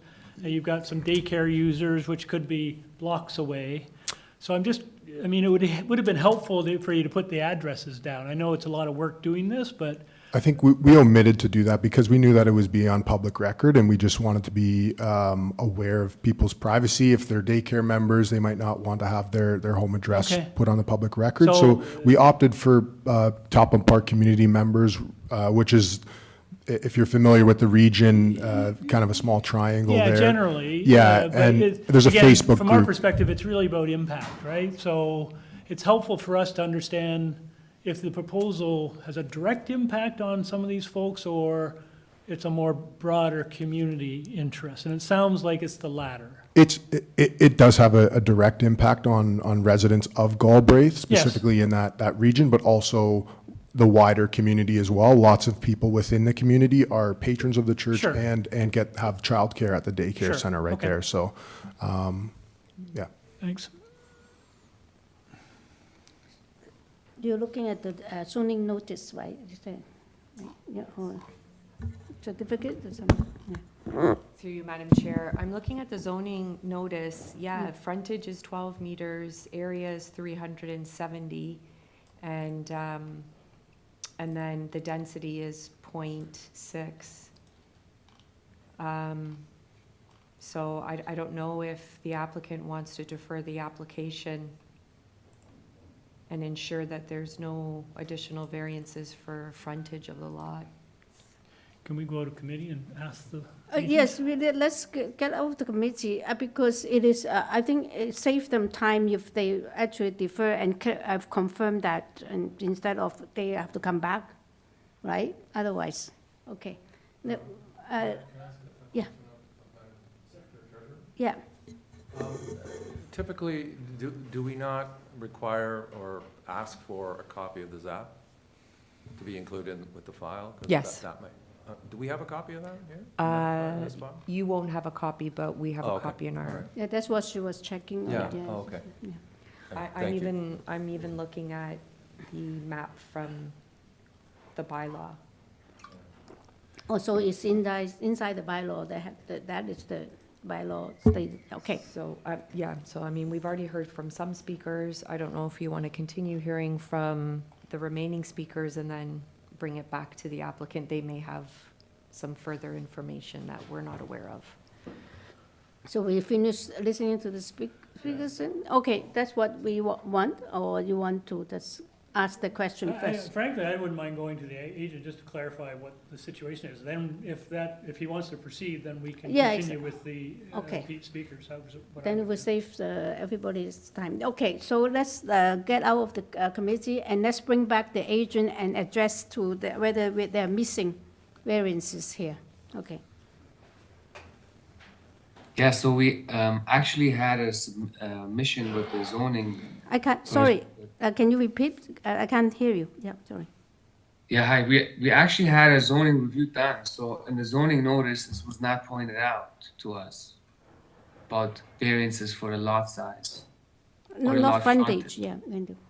Yeah, for the lot frontage, it wasn't brought up in there. So we made the application based on the zoning notice that we received. Mm-hmm. So, but you know the issues, right? We're just a little bit concerned whether they also miss that, the zoning examiner. We are a little bit concerned, even if we approve this now, right? If later on they discover they have missed, you have a missing variance, you still have to come back. I'm just concerned that whether you want to confirm that and then bring it back and give us your choice here. We offer you a deferral to confirm that. Yeah. Yes. May I ask a quick question before, and may have me make the decision? Would it be possible? If the answer is no, I totally understand. But is it possible to have the variance, the 4 variants that we applied for, accepted conditionally, with the condition that a separate variance application will be submitted for the lot frontage. Is Our this, deputy secretary can answer that, but I don't think so. Yeah. Through you, Madam Chair, no, we have to review the application in a complete form. And all variances need to be listed. And if it is a misvariance, then it means it's not properly notified to the Yes. public. And also, since you have confirmed it, and then means that you can actually get back to us quite soon. I do not think there will be too much of delay, right? no, okay, it makes sense. I think in that case, we should move ahead with the deferral.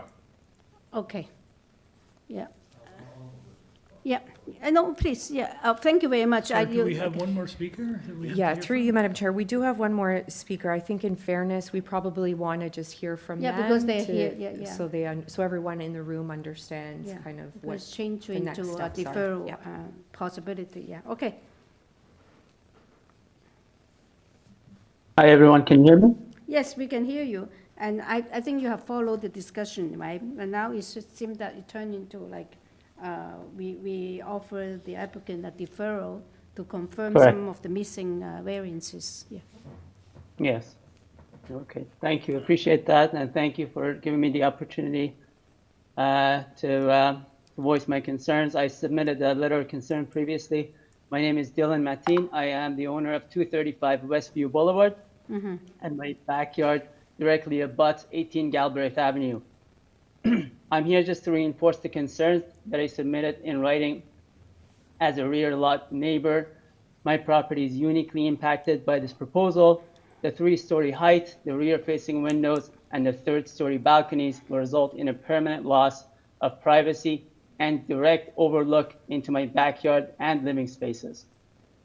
In addition, the 3-story height will increase shadowing of my backyard, particularly in the afternoon and winter months. While the requested variances may appear modest, the cumulative effect, including the increased height, reduced side setbacks, and elevated rear balconies, creates an overly intensive development that cannot reasonably be considered minor.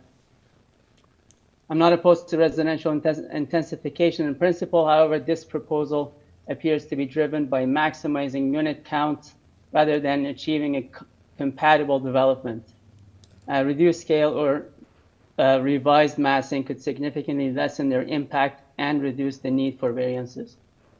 I respectfully ask the committee to refuse the application as submitted or require substantial revisions, including reducing or eliminating the 3rd-story rear balconies and improving setbacks and privacy protections for adjacent properties.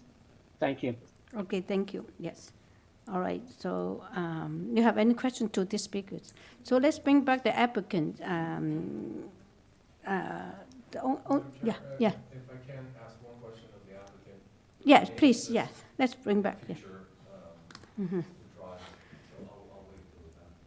I think we have finished with all the speakers, right? Yeah. Yes. So let's bring back the applicant, and you can ask your questions. Thank yeah. you. Through you, Madam Chair, I'm just looking at your drawings, A202, which is the side east elevation. Do you have that?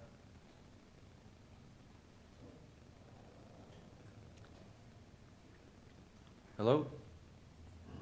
Yeah, oh, this is to the applicant. Okay, I'm here. Yeah, Yes. sorry, it's to you, yeah. I just have a question. What is that, what is the material of, that's an exposed wall. Yes. I don't see any note about material for the majority of that wall.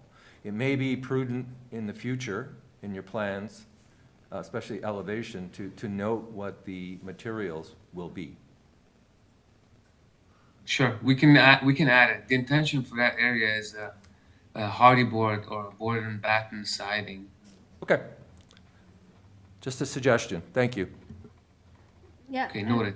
And also, of course, just when you were going to come back, and then because there's a mention from one of the oppositions about privacy, some of your balconies, maybe you also can take a look at that too, to just give us some proposal for the privacy issues, okay? Yeah. Yes.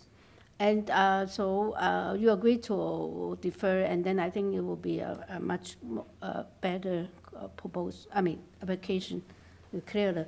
Okay, so. It might be helpful to have, suggest that he speak to the adjacent neighbors particularly. Yeah.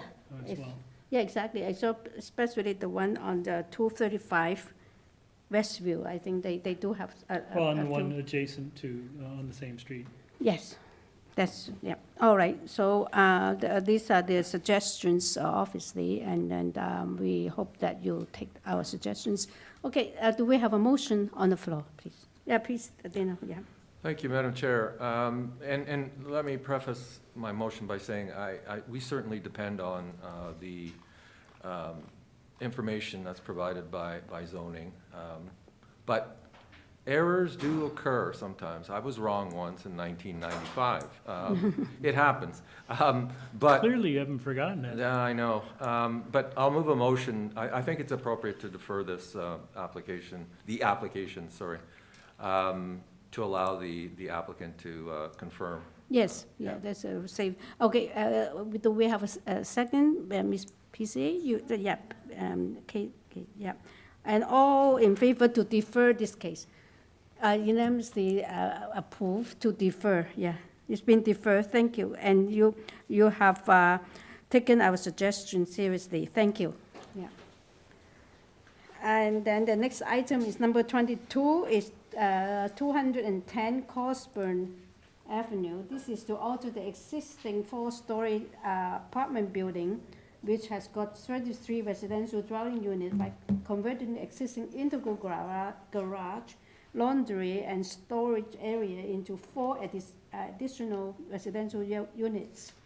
And they will be all located within the basement level. There will be a total of 37 residential units and 16 lawful parking spaces.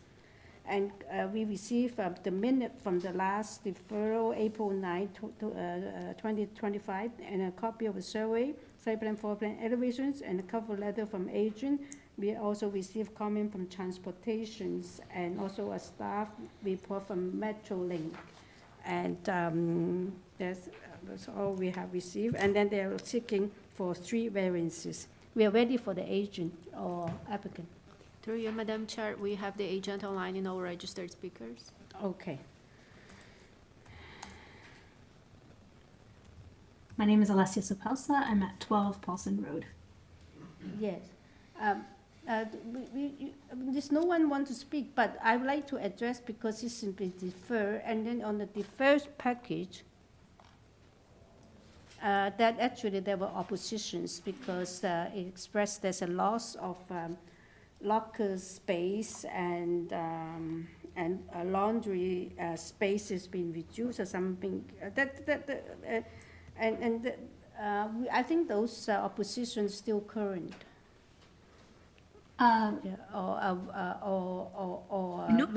Relevant anyway. Yeah. Well, I had taken notes of some of the suggestions made by the committee members last April, and I believe we've addressed them all. I'm happy to present a small presentation. Yes, please. Yeah. Okay, sure. So here's a brief summary of the application. My clients purchased the building in 2024, 210 COSBURN Avenue. As mentioned, 4-story, 33-unit residential building. So I'll just go by some of the suggestions. So firstly, my clients did attend before the landlord-tenant board, and they were able to address and provide a tenant who had raised concerns at the last committee hearing with that dedicated exterior parking as well as interior storage. And so the current garages are now empty and not being used for any storage by any tenant. I'd also like to add that in addition to the interior storage provided to this particular tenant, there are 2 other storage rooms that are available to tenants as set out in a letter provided to them in May of 2025, and these rooms still remain vacant and available. Secondly, we've added an additional 5 outdoor bike parking spaces to the original 4 proposed. So now there's a total of 13 new bike parking spaces when we include the interior ones that were shown in the original application. Lastly, we have revised the design of the proposed unit so that the entry is gained from the interior of the building, and in so doing, the entire existing parking lot can remain as is, and there's no interface that would be needed between the parking lot and the unit entrances. So there is still laundry being provided. We haven't actually altered the number of machines, washer dryers. The space is slightly smaller, but again, we haven't reduced the amount of machines, of washers, dryers, or anything like that. So I believe that did address all of the concerns brought up at the last hearing. It doesn't really change the number or the variances that we're requesting, and I can address those or I can just answer questions that any of the members might have. No, it's very, very good. But you said that there are some lockers I missed the part there about the lockers. Yeah, there's one on each floor. So if you continue on the you're located on each floor, and how many people can use this locker? Whoever needs it can. As I said, only one is being used. There are two other ones, and the tenants are aware of it, but no one's approached my clients to use them. Oh, is it like a share, or do they have any kind of security? It's not. It's a share. Yeah, it's a locked door. Yeah, it's a locked door. And my clients would be happy to provide access whoever needs it, but no one has other than this one tenant who does have use. No one else has approached my clients. Oh, I see. Is it like they can just use it, but they do not have to rent it, pay it? I don't know to use it. Okay, it's fine. Maybe it's too many details here for me. Okay, any question? Please go ahead. I do have one additional question. Tenant correspondence from the deferred package refers specifically to 4 different landlord and tenant board cases. You've alluded to the fact that the issues have been resolved, but have there actually been decisions on those 4 matters from the landlord and tenant board related to the changes to amenity spaces and other on-site provisions? I believe only one of those 4 hearings had to do with that, and that one was resolved, and the outcome was to provide one of those locker storage rooms and parking to a tenant who had concerns. I don't know what the other 3 were. I don't believe they were relevant to the variance applications we're making. So 1 has been resolved, and 3, you're unclear as to whether or not they were relevant and or resolved at this point, correct? I'm sorry, you cut out at that point. You broke up. Oh, sorry. So you're telling me 1 of them has been resolved, to your knowledge. Yes. The other 3 are sort of, you're unsure the relevancy and whether they've been resolved or not. Yeah, my clients just confirmed that they have nothing to do with, that they're completely irrelevant to this. Okay, thank you. Yep. Any other questions? Okay, yeah. So we do not have any more questions. We ready to discuss this, right? Okay. I can start, please. Chair. Yeah, I was yeah. sitting the last time that this was heard, and I actually moved the deferral because there were a lot of question marks and a lot of opposition from existing tenants in the building. And I commend the agent. The key issues have been addressed, all of them, and thank you for lining those out in your letter. But yeah, there were very serious concerns last time, and particularly around the site plan accessing the units. They used to spill out directly onto the driveway, the new units that they were proposing. But I think, from my perspective, these changes have captured the tenants' concerns in a pretty respectful way. And I think what's remaining now in terms of the actual variances are acceptable. And it's a positive thing, adding a few additional units into an existing building is good for the rental supply housing. So I'm going to move a motion unless anyone else wants to add something. No. Yeah, I remember. I want to add something. Yeah, I agree with you because I remember this application too. The main concern really it was directly access to the units. There's no consideration of any site plan. What you call designed to accommodate that. Now they actually have. Maybe they just overlooked that part. Yeah. So they have come back with a workable design on the site. Yeah, for sure. It's an improved design. Okay. I'll move approval of the application without condition. Okay, we'd like to, yes, they know, yes? You like to say a couple of things? Or you just second it? Okay, now we have a second, all in favor? Approved unanimously. Yeah. It's approved, thank you. Okay, and we have, next item is 23 and 5 Rose Park Crescent.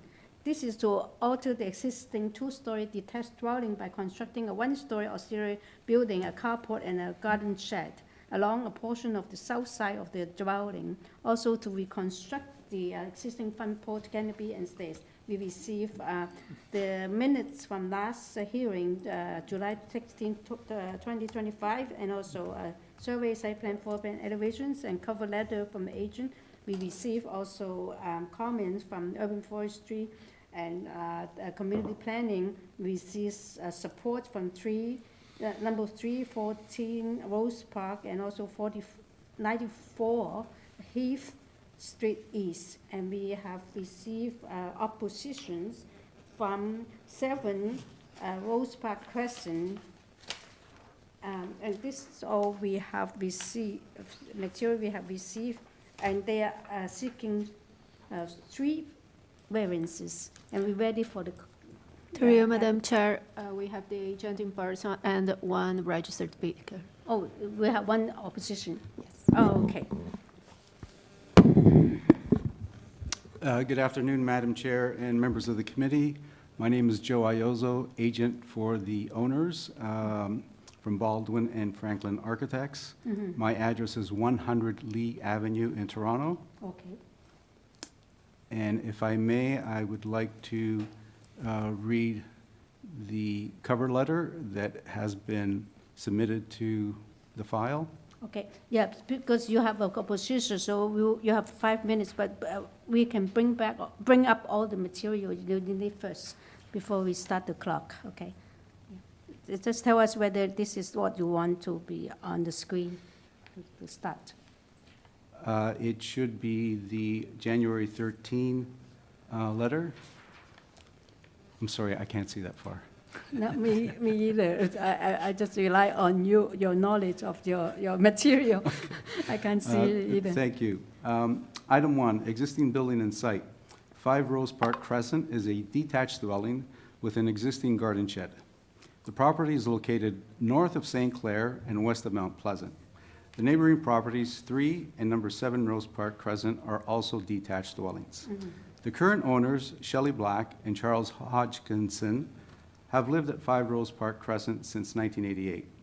It is Shelley's wish to have a new covered carport next to the side door entrance, so she is protected from rain and snow when she uses the car, along with a new garden shed.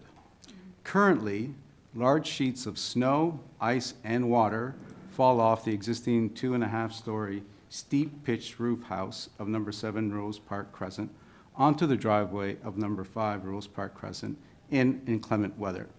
And if I can trouble you just to show the photographs of the existing condition, that would be great. Thank you.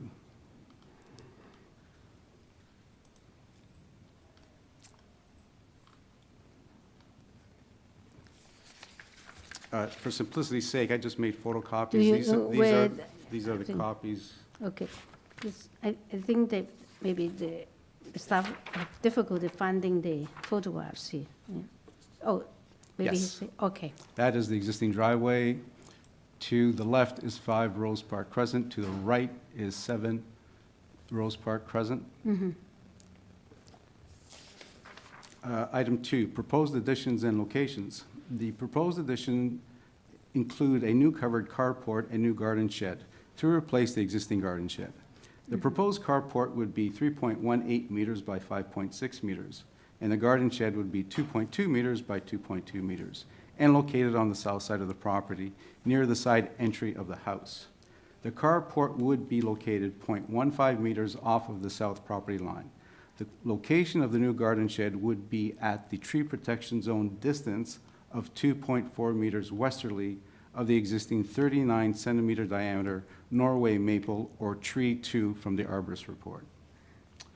Item 3, requested variances. There are 3 requested variances. The first one is the floor space index. The existing house is at 0.82 times the lot area. Please note this is an existing house. We are not changing any of the floor area of the house. Item 2, side yard setback. The required side yard setback is 0.9 meters. We are requesting a side yard setback of 0.15. Item 3, roof projection. The maximum roof eave projection is 0.9, if closer than 0.3 from the lot line. We are asking an eave projection of 0.14. And if I can just make a note that the detail indicates that we are keeping the eave trough on the applicant's side, and the distance is to allow for an eave trough to collect water. Okay. Item number 4, neighbors' consent and concerns. The owners, prior to the initial Committee of Adjustment application, asked neighbors if they would have any concerns over the proposed additions. After the neighbors confirmed they would have no objections to the proposal, the owners proceeded with the initial Committee of Adjustment application. Currently on file, there are 5 letters of support from neighbors for the proposed carport and garden shed. The owner of 7 Rose Park Crescent, though initially supported the carport and garden shed, has subsequently raised concerns with letters to the Committee of Adjustment. The concerns noted by the owner of number 7 Rose Park Crescent deal with water management of the new carport and garden shed and building close to the Norway maple in her rear yard. Shelley and Charles have made changes from the initial Committee of Adjustment application to address the neighbors' concerns with the current Committee of Adjustment application. We believe that the current conditions of the existing driveway and garden shed collects more water and snow than with a new carport and garden shed. The new carport and garden shed would allow the possibility to properly manage the water and snow and better distribute the water away from the owner of number 7 Rose Park Crescent. If she has a current water problem, this proposal will help solve it. Okay. The garden shed location is now outside of the tree protection zone, dimension of 2.4 meters, not to impact the existing 39-centimeter Norway maple or tree 2.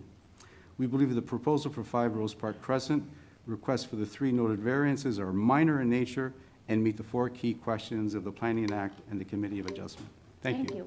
Okay, before we move on, I actually have a question to the Deputy Secretary Treasurer, because there are 2 packages. I'm a bit confused. One is the current agenda. We only list 3 variances. On the deferred package, the agenda lists 5, which he was presenting. I just want to know what is being sent out at the current notice, whether it's 3 variances or 5. Through you, Madam Chair, the proposal is for 3 variances, and that's what was notified. Notified now, yeah. But then the deferred package is, you're looking at what was previously submitted, right? Yeah. In the summertime of 2025. Yes, exactly. So you have reduced to 3, right? But then you're still addressing to the 4 and 5. I just got a little confused. We are addressing 3 variances. Okay. Yeah. All right. Just quick, similarly, clarification. So. The current package, I don't see plans, site plans. So are we going by the original plans from the original application? That there's been no changes to the actual site plan? Yep. There are updated drawings that have been received November 25th, 2025. Have I missed it? Sabrina, I don't see your updated plans in our package, so. There were updated drawings issued November 25th, 2025, reissued to the Committee of Adjustment November 25th, 2025. So in the deferred package, there's a set of plans, and then there's another set of revised plans. But they don't have the November date. There is a city stamp on the November 25th package. We're trying to find it in our package. I understand you've submitted it, but we don't have it. And And also, that is a bit confused to me. That's why I asked, because if the deferred package, the site plan is there, right? It's indicating the deferred package, we have 5 variances. Through you, Madam Chair, we're going to bring up the most recent set of plans. Okay, so maybe then we're reflecting on the only 3 variances now. And sir, as we bring it up, it would be really helpful if you just help us understand the difference between your revised plans and what you submitted before. Is that okay? Yes. That'd be helpful. Yes. Thank you. So the additional 2 variances that were... I'm more interested in just showing us on the site plan, like what the changes are. Okay, do you want to bring up the site plan? Or should I do it the old-fashioned way? We're just pulling it up. Okay.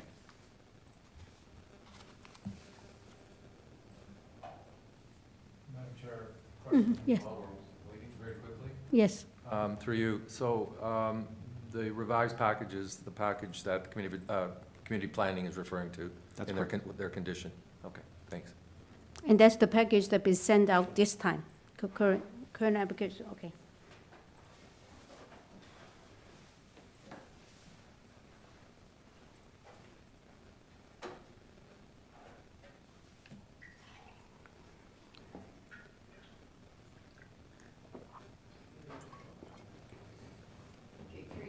Yes.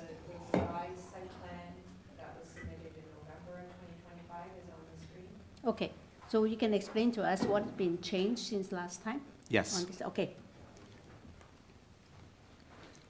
With the initial Committee of Adjustment application, we originally had the carport and garden shed longer towards the right or towards the rear of the property. And that triggered building length and rear yard setback.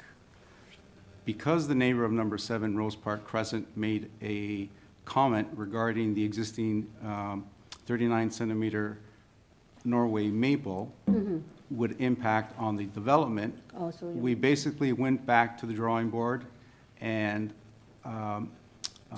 addressed the tree protection zone of 2.4 meters from the T2 tree, and we set that as the rear back of the proposed garden shed. By doing that, that eliminated the 2 variances. Oh, okay, that is clear. So the garden shed will be a slab on grade, you will have footings. That is correct, Madam Chair.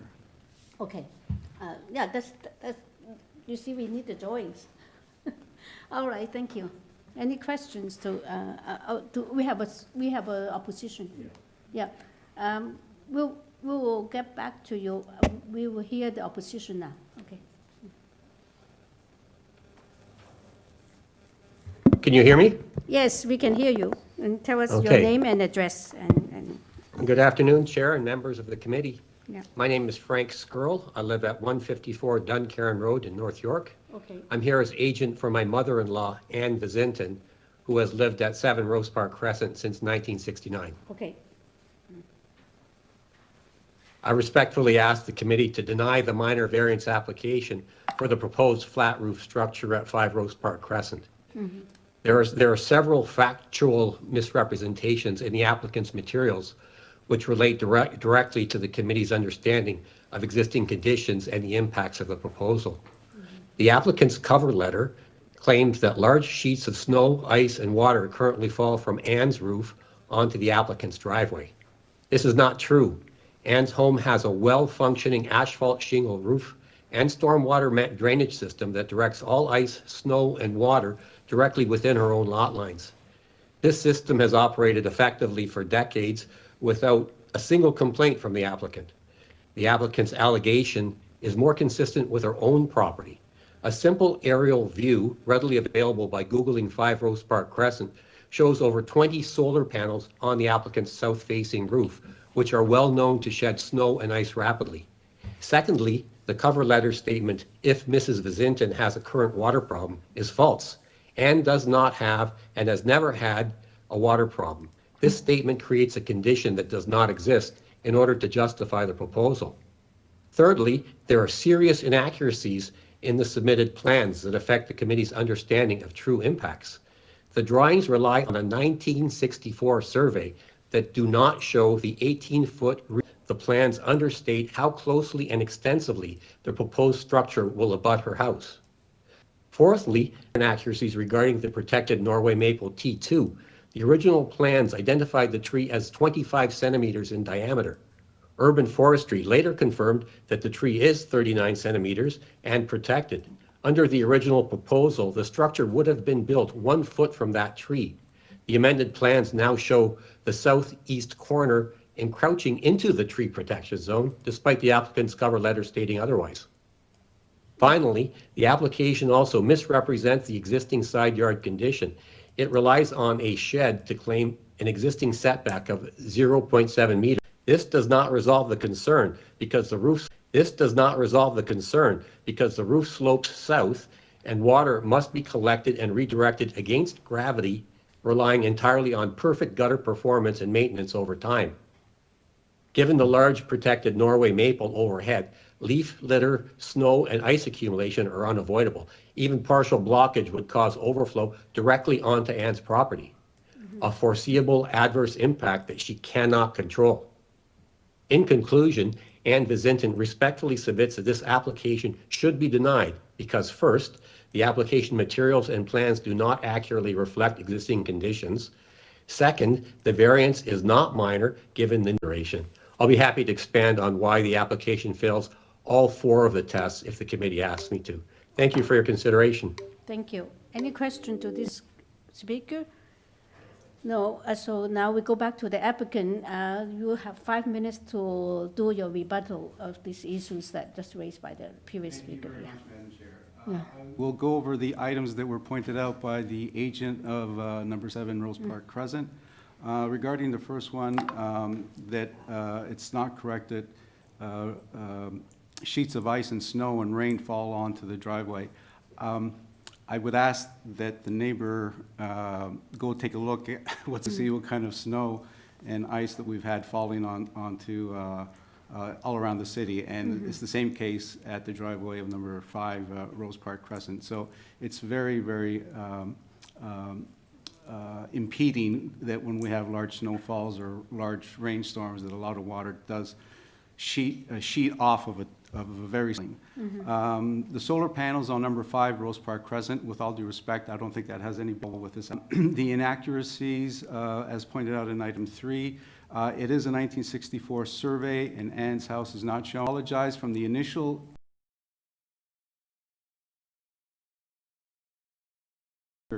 Norway maple. We made that correction with an arborist report. It is a 39 centimeter Norway maple, zone of 2.4 meters, and we respected that in terms of the location of the new proposed garden shed.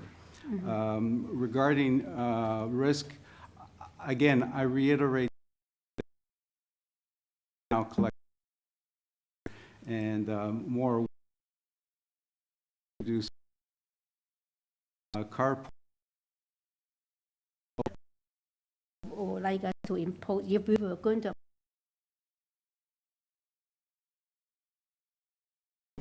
Okay,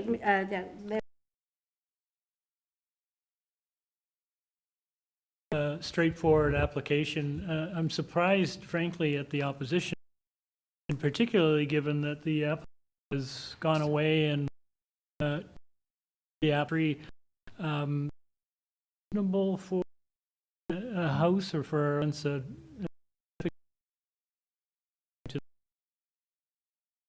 particular simple application. Variances are minor. I think it's quite supportable. Yes, I agree with you. The thing I also noticed that it's very similar to what you are proposing here, right? And also, I think that the proposal is only a quite reasonable request. Well, unless anyone else has anything Yeah. they want to add, I'll just move a motion to approve this application subject to the planning conditions, which is tying the site plan and. Yes, and also, they want to second? There's a second to this motion, and all in favor. Thank you for coming. Yeah. Thank you very much. Yeah. And then the next, a one-story detached.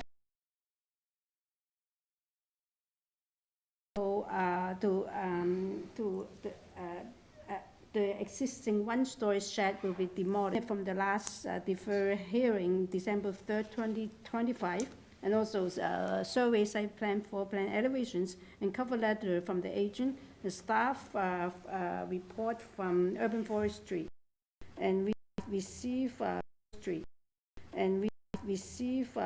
decision from 7 and number 11 Avenue Boulevard. And that's all the material we have received, and they are seeking for 4 variances on this application. They're not here to speak. Okay.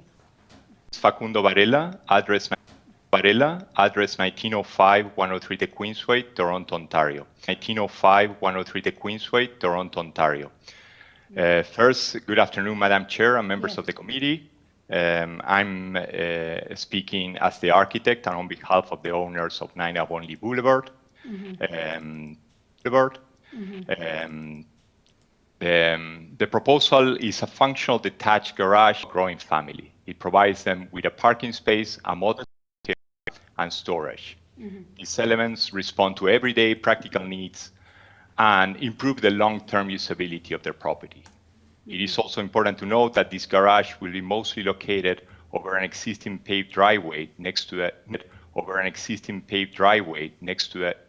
laneway, meaning that the existing landscape area is largely maintained. The 4 opinion minor. While the dimension exceeds the requirements for ancillary structure, the proposal remains in scale and is comparable to what is commonly permitted for laneway suite developments. In that context, the scale is appropriate and reasonable. I'm going to ask if it can be passed the slides to the ones that you have the elevations and. Oh, sorry, it would be our drawings, the plans that we submit for the minor variances. Let's see. Yeah, I think they are these one. Yes. Next sheet, plan address as far as possible. One of them was that the garage being built on property line, and while this is permitted as slightly towards the back, but it is basically a flat roof. And I think it represents an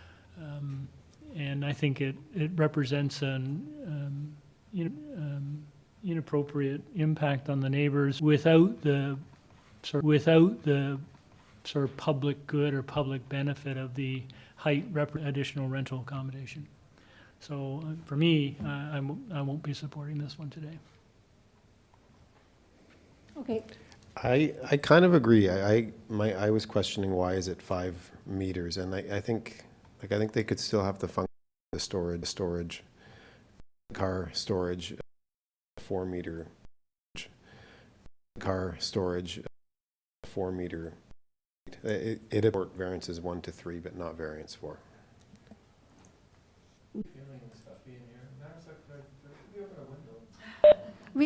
You know what? No, seriously. Dino, we do not have a tie, so we do not feel this.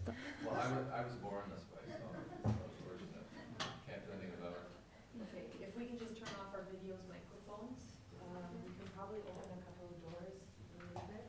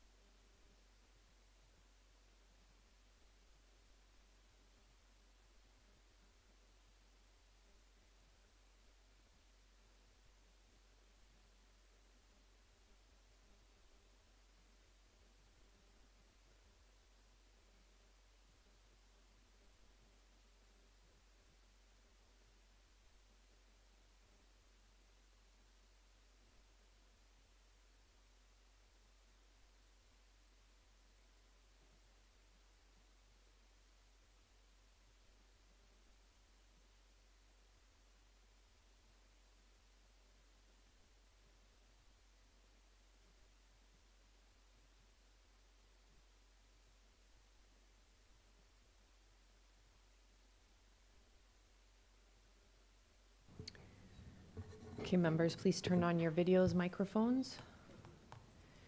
Through you, Madam Chair. So we have applications, item numbers 26 through to 34 that we're dealing with. Yes. We're going to hear item number 26 right now. Okay. And then we're going to hear item number 34 after that one, and then jump back to item number 27, okay? Sorry, I've missed what you just said. Sorry. Through you, Madam Chair, we're going to deal with item number 26 at this time. And Okay. then we're going to hear item number 34. Yeah.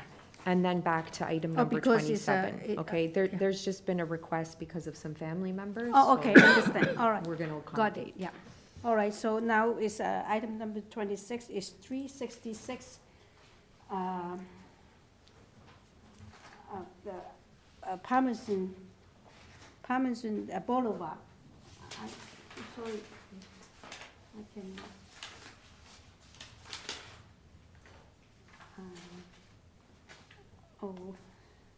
I can't find the. Sorry, I can't find the page. I'm missing the page. Sorry. Give me one moment. Just let me open. Okay, 366 Palmerston Boulevard. This is to construct a new 2-story and a half detached dwelling with a covered front porch with stairs and a front 2-story bay window, front second-story terrace, and the rear ground floor covered canopy deck and a parking space on the south side, and also to construct a new 1-story detached auxiliary building with a 1-car garage and in the rear yard. They're seeking for 5 variances. And I found this. And we have received a copy of the survey, site plan, floor plan, elevations, cover letter from agent and arborist report. We received comments from transportation engineering, or also a staff report from urban forestry, transportation, and we have received support from 364, so next door neighbor, I read, and 375, 321, 344, 368 Palmerston Boulevard. Yes. And we're ready for the agent. Do we have any other speakers? Yes, we have the 2 registered speakers in person. Okay, in person. Okay, thank you. Yeah. So are they in opposition to the application or in support? Because I don't see. I've spoken to them, not to speak for them, but they had a number of detailed questions that we answered in the hallway. I won't speak for them in terms of concerns. I think I don't think there were any, but I'll let them speak. No, for I just themselves. were thinking whether we need a presentation. Since they're here, maybe you give us a brief presentation. I'm happy to. I have presentation materials. My name is Tyler Peck from W&D Associates, 47 Roselawn Avenue. Okay. Let's Thank you. bring the material up. And just for clarification, Madam Chair, it is 12 variances. It's a larger number than reality speaks to. So, but that's what the public hearing notice says, and I'll explain. 10 out of the 12 variances are reflecting existing conditions as a result of the house being classified as a new build. So I'll go through that in my materials as well. Okay. Thank you. This application is for a detached house. It's resulting from partial demolition of the existing detached house and construction of rear and third floor additions in a manner very similar to the existing built form on the site, and for an appropriately massed and scaled detached house.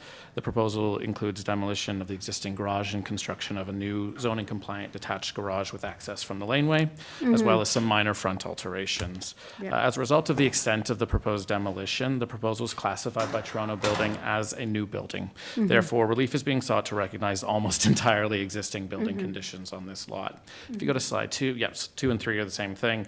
10 of the 12 variances reflect long-standing existing conditions which have no impacts and, in fact, allow this house to continue to form part of the streetscape of Palmerston. On file of the committee are the letters of support, as noted, including from the directly adjacent neighbor to the south. We understand the neighbor to the north also has no objection. Community planning consulted with them, no objection. Urban forestry are recommending their standard condition, and our consultants have actually already done work with them, so we have no objection to that either.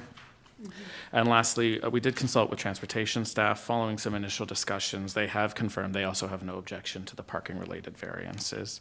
As a summary, the variances are desirable and appropriate for the development of the lot, conform to the OP and zoning bylaw, and have been carefully considered so as not to result in any adverse impacts and therefore be minor.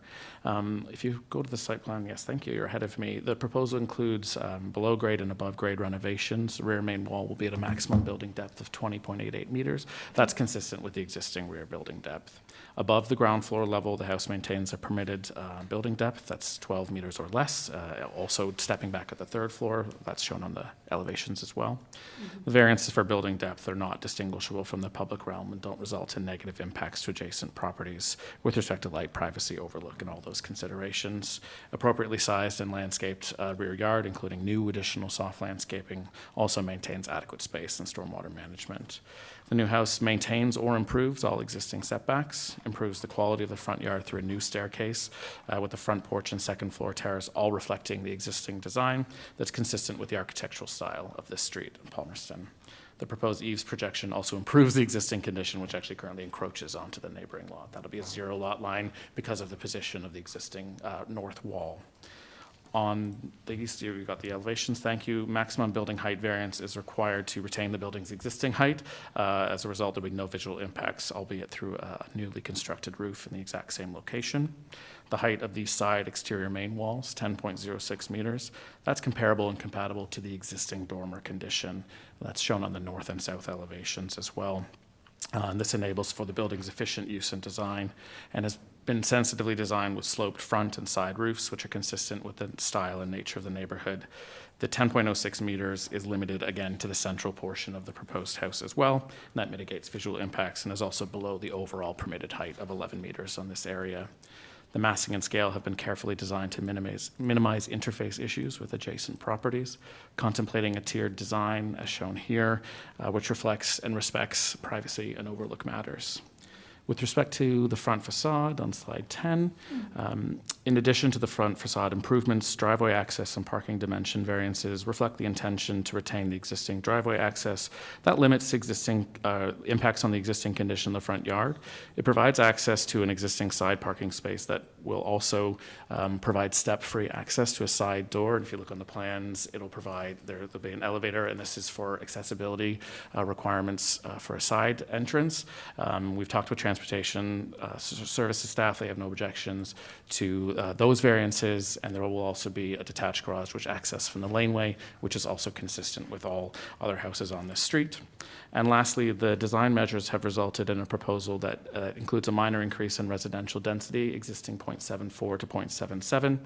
That's a result of the renovations, efficient use of the site, et cetera. And this is well within, in line with local density approvals, which in this area do range from 0.79 to above 1.5. So I'll leave it at that, and I'm happy to answer any of the questions that the committee may have about this proposal. And I thank you for your time. Yeah, we will listen to the speaker, and then we will ask our questions. Not a problem. Thank you. Afterwards. Yeah. Let's have the other speakers come up. Yes, we're ready. You can come up. Can I just speak from here? Oh, no, it's better, yeah, because we like to see you on YouTube. Yes, thank you.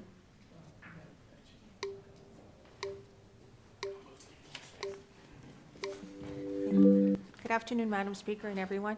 The agent, Tyler, was Please kind enough to... give us your name and your I'm sorry. address. My Yeah, name is please. Maria Tibanuk, and I live at 352 Palmerston Boulevard, Yeah.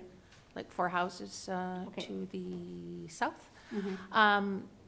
Tyler, the agent, has been kind enough to answer all our questions, basically, so we're not left with any questions other than one.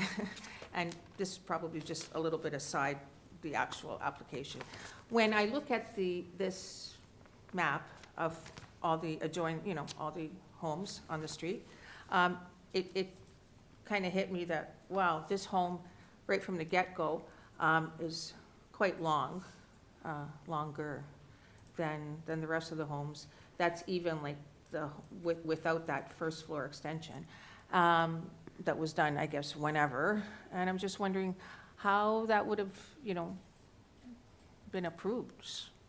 I mean, previously. Given like what We kind of the norm don't- of the rest of the street looks like. It should be in the, if it was, it went through committee adjustment or OMB, it should have been in the public information. We will not know. Okay. Here. That was all the only other question left, because like, now that I've looked at it that way, it does Maybe somewhat stand out. predated, also is also sometimes the chance that it's predated the current zoning bylaw. I'm sorry? It might have been built before the current zoning bylaw too. There are a lot of property in the city Gotcha. beyond the zoning bylaw because they've been there for, for a long Okay. time. It could be that too, yeah. Okay. That's all. Thank you very Okay, much. thank you so much. Thank you.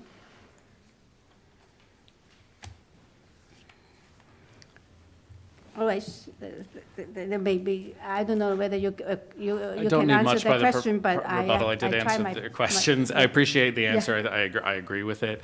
I mean, to the point of the merits of this application, it's perfectly consistent with A, the existing condition, and B, a varied condition of building depths in this area. We have approval numbers in our cover letter that range from, I think, 18 to 35 meters. Obviously, circumstances are all different. And in terms of impact, very sensitively designed to maintain that existing one-story extension with the second and third floors above, and a generously sized rear yard as well. So no discernible impacts on neighbors on the street. And we have support letters from the neighbor to the south as well. So I think that addresses that particular question. Thank you. Any question to the applicant? Okay, now we don't have any more questions. We're in committee. Can I make a couple comments before, sorry, only because this really remind me of a previous, very recent application from Palmerston Boulevard, almost a few houses away, which the committee felt that did not fit to the prevailing character of the street, which I personally feel very passionate about the area and about the community. This particular area that is actually the very, very early urban planning, even when it was built, I believe almost 100, maybe less than 100 years ago. But it came as a result of very carefully planned urban setting with variations of the housings, but still massing everything sort of fit into context. And my comment is that this time I have different feeling because I think this is exactly the kind of development we are seeking on this particular street. Sensitive, and the proposal mainly is to alter the back. And the front, even they have a lot of alteration, it seems that they are keeping with the style and massing and material. And I do appreciate that kind of sensitivity. That's my, okay. Thank you, Madam Chair. First of all, let me commend Walker, not Dragicevic, Associates for the presentation, and of course, Mr. Peck for the presentation. And it's extremely helpful when you have at the end, the last slide or page, where you have a color, almost three-dimensional, sort of look at what this is going to be if it's approved and built, and it's extremely helpful. I will be supporting this application and the variances. While I understand there are 12 variances, in the end, I don't think there's going to be a significant increase to the footprint of what's existing, and I also agree that it's sensitively designed and it's appropriate built form, which largely maintains the existing condition. I think it's desirable and appropriate. I don't think there'll be any adverse impacts of a planning nature resulting from the application, and therefore I am satisfied that it meets the 4 tests in the Planning Act.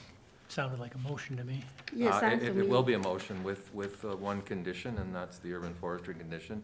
Number 2, although if I missed any others, I don't think I had transportation down, but of course they've removed that. But that would be my motion.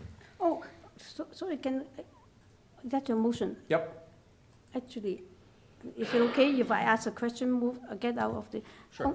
Only the transportation, they mentioned that they asked why you're not using the laneway to get to the garage, I guess. The garage will be accessed from Yeah.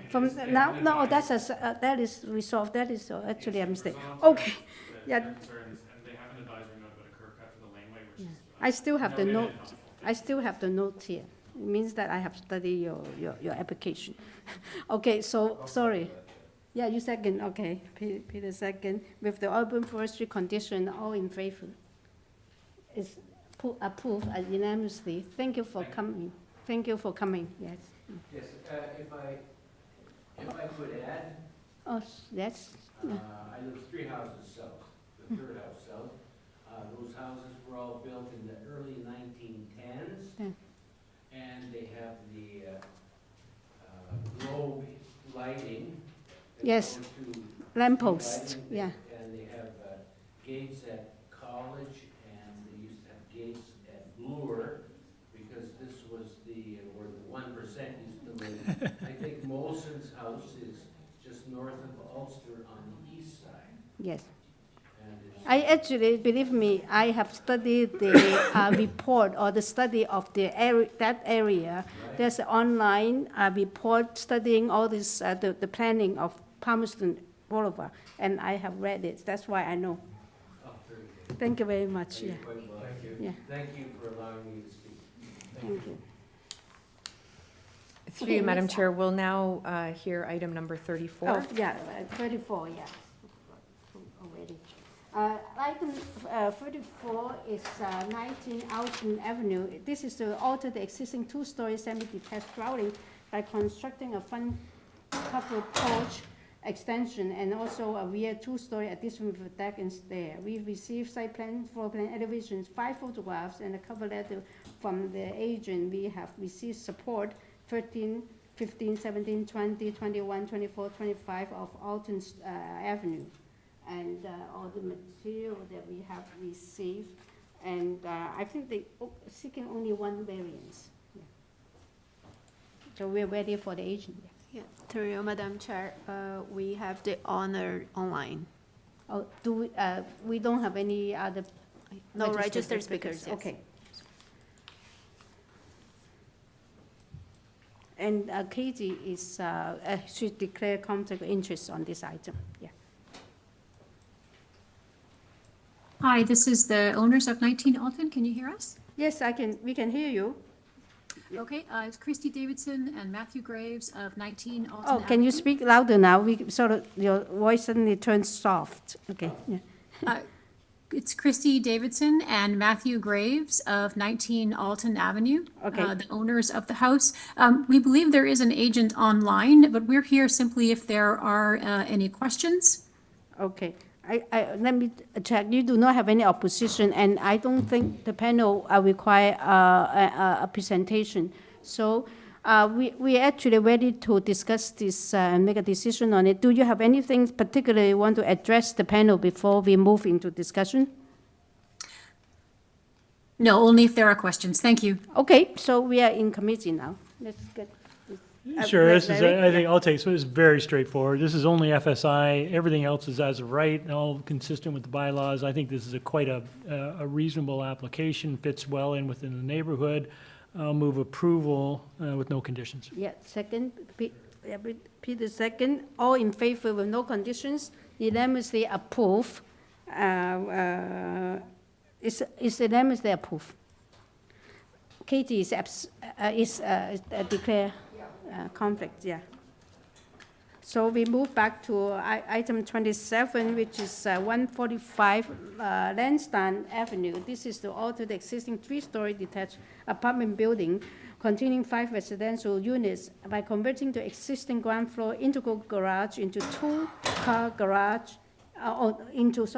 just a 2-car garage into 1 additional residential unit, and also is to construct a refuse enclosure along a portion of the rear wall. There will be a total of 6 residential units within this apartment, and they provide also 4 lawful parking space on site. We have received survey site plan, floor plan elevations, 2 photographs, and a cover letter from agent.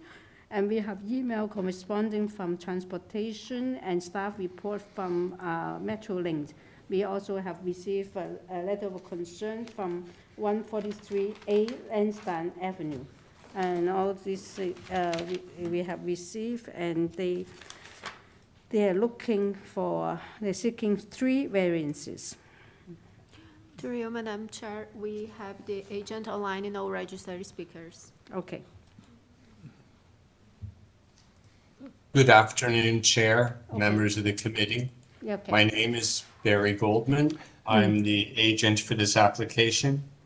I believe the proposal before you is minor and meets the 4 tests. If you'd like a presentation, I'm happy to give you one or simply answer. Okay, any I can questions check. you have. I will check. Anyone wants a presentation? No, we do not. We might have questions, though. We can go into questions. No questions. Mr. Goldberg, is this your 3rd time today? Yes, it is.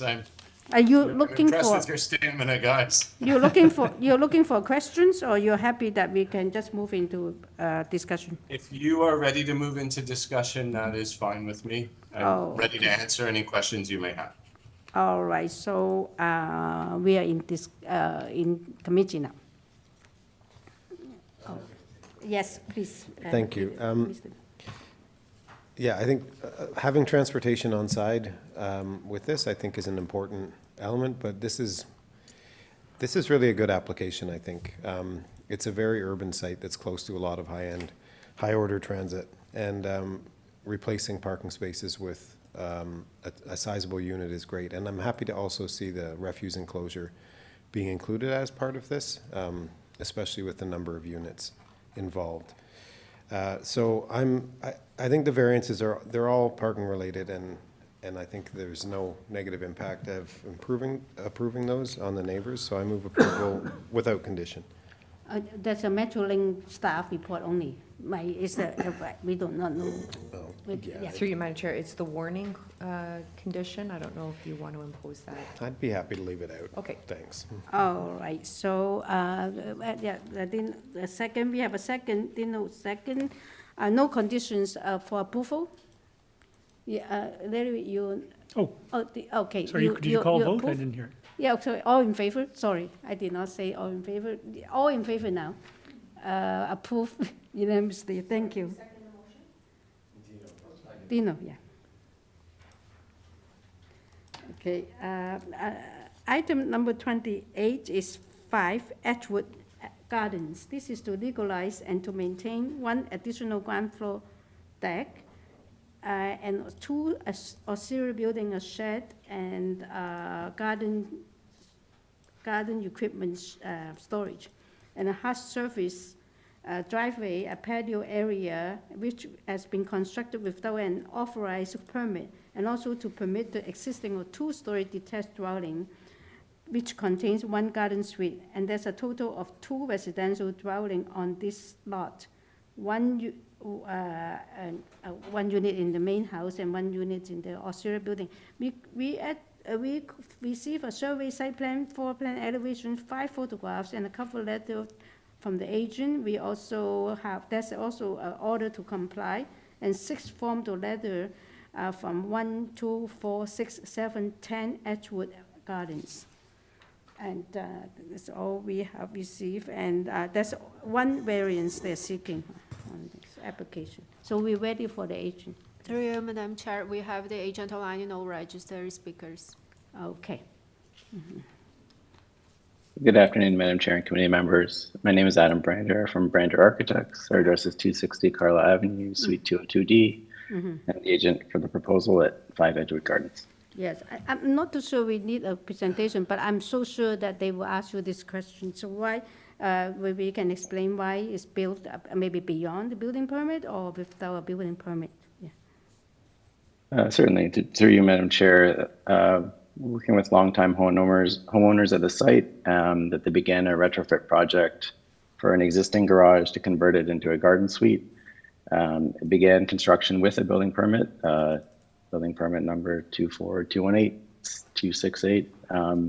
time came to complete finished landscaping works as a part of the project, and the homeowners arrived at a bit of a better realization of how much of the previously existing backyard space character would need to be demolished or removed. And there was a bit of apprehensiveness and reluctance about it. So we worked with the homeowners to arrive at a percentage that perhaps could be a little less disruptive to previously existing conditions in the rear yard, but provide a higher standard with respect to the intensive soft landscaping. So we're here before the committee today for that reason. Okay, I see. But then the everything else was built with a permit. It's only this variance that resulted from the construction or the change of the construction. Is that right? Yes, through you, Madam Chair, with the change of use and the addition for the garage to be a garden suite, the new landscaping metrics are applied to the rear yard. So there's a requirement on the homeowner to improve their condition, even if it's existing. Okay. All right. Thank you. Any questions? Yeah. Yeah. Through you, Madam Chair. Is it possible that you have a mutual driveway in the rear area? Have you considered permeable pavers for any part of that? Through you, Madam Chair. There hasn't been consideration for permeable pavers there. It's not a condition that's recognized as a soft landscaping yet at committee, but as the shared condition with the neighbor, it's not up to the homeowner to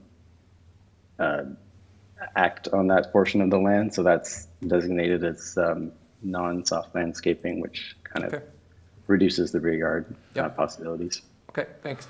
Yim? Yes. A quick question. So just in the backyard, so you've got a bunch of wood deck structures, right? So I presume they have gaps in between the pieces of wood, right? Yeah, through you, Madam Chair. If we could just bring up, there's a support material that kind of clearly shows the after and before condition of the rear yard landscaping that we've acted on. It's support material, I think the late folder, the clear graphic that I think helps articulate it visually.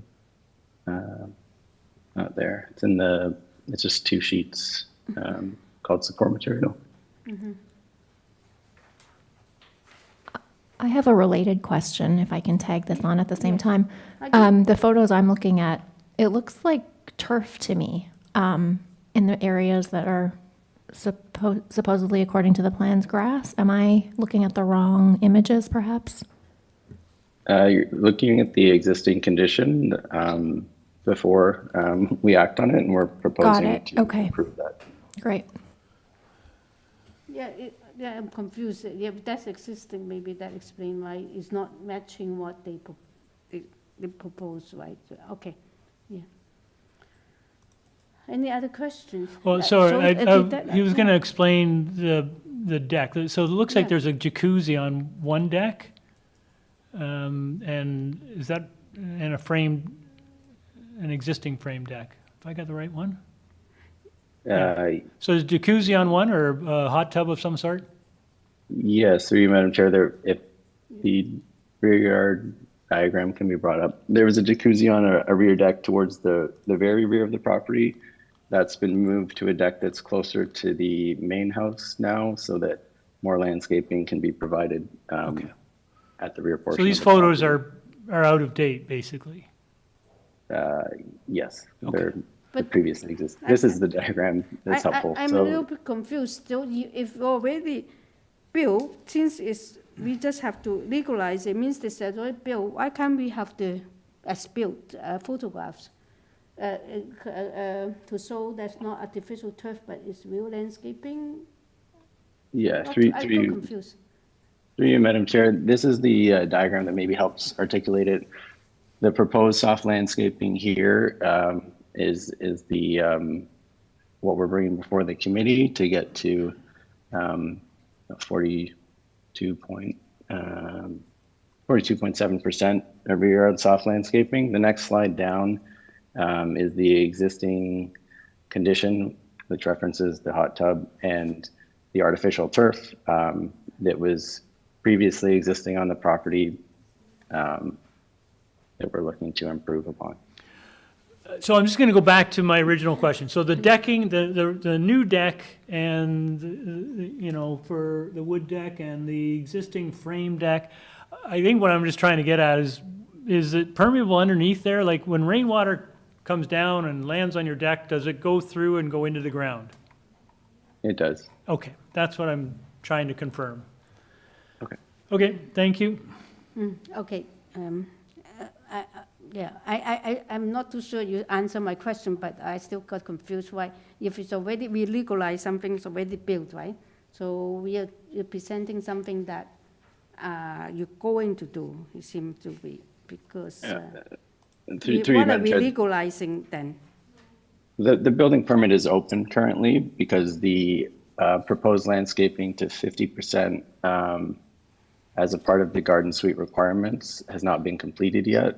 However, the homeowners would like to propose 42.7% before the committee. The previously existing condition was what existed before the construction that has yet to complete the landscaping works to the full extent. So do we have to revise the purpose clause? It's not to legalize, it's actually to construct, right? Because it's not built yet.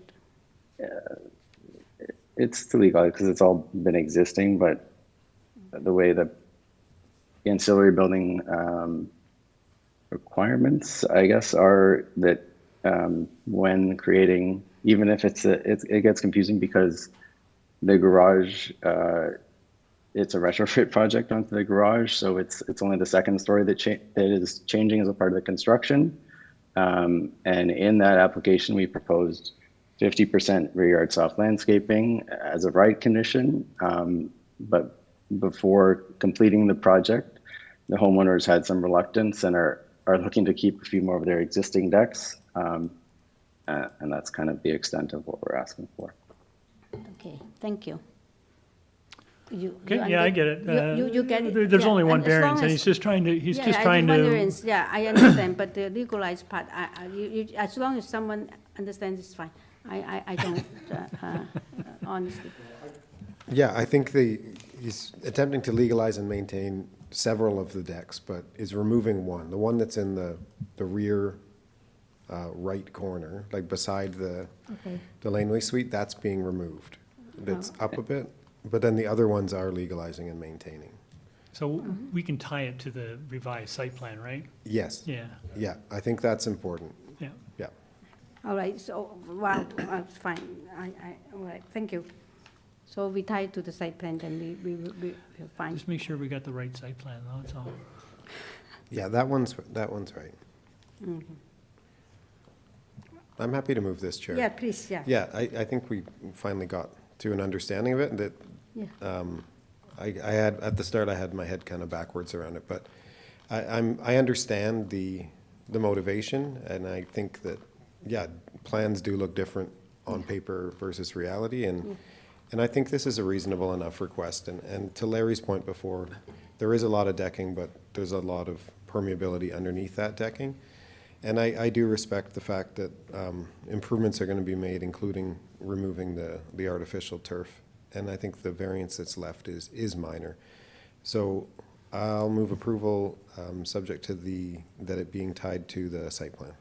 Okay. And is there any date or any the specific thing? The site plan. I think we only have one. Just one site plan. Through you, Okay. Madam Chair, it's December 4th, 2025. Thank you. Okay. All right, that's the motion. Anyone second that motion?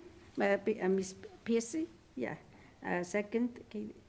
Thank you for getting us to an understanding of that. I was also turned around. No, Peter is smart, so he understands, he explained to me, and I understood. Yeah, now. Okay, I don't know. That's the first time I've ever heard that. Okay, now the motion is still there, and we have a second, and all in favor with the condition tied to the site plan. All in favor? Yes, all in favor. Approve. Because I got stuck with the approved, and also the photograph presented to us. Yeah. Okay. Okay. Item number 29 is 47 Dunkirk Road. This is to permit new two-story or serial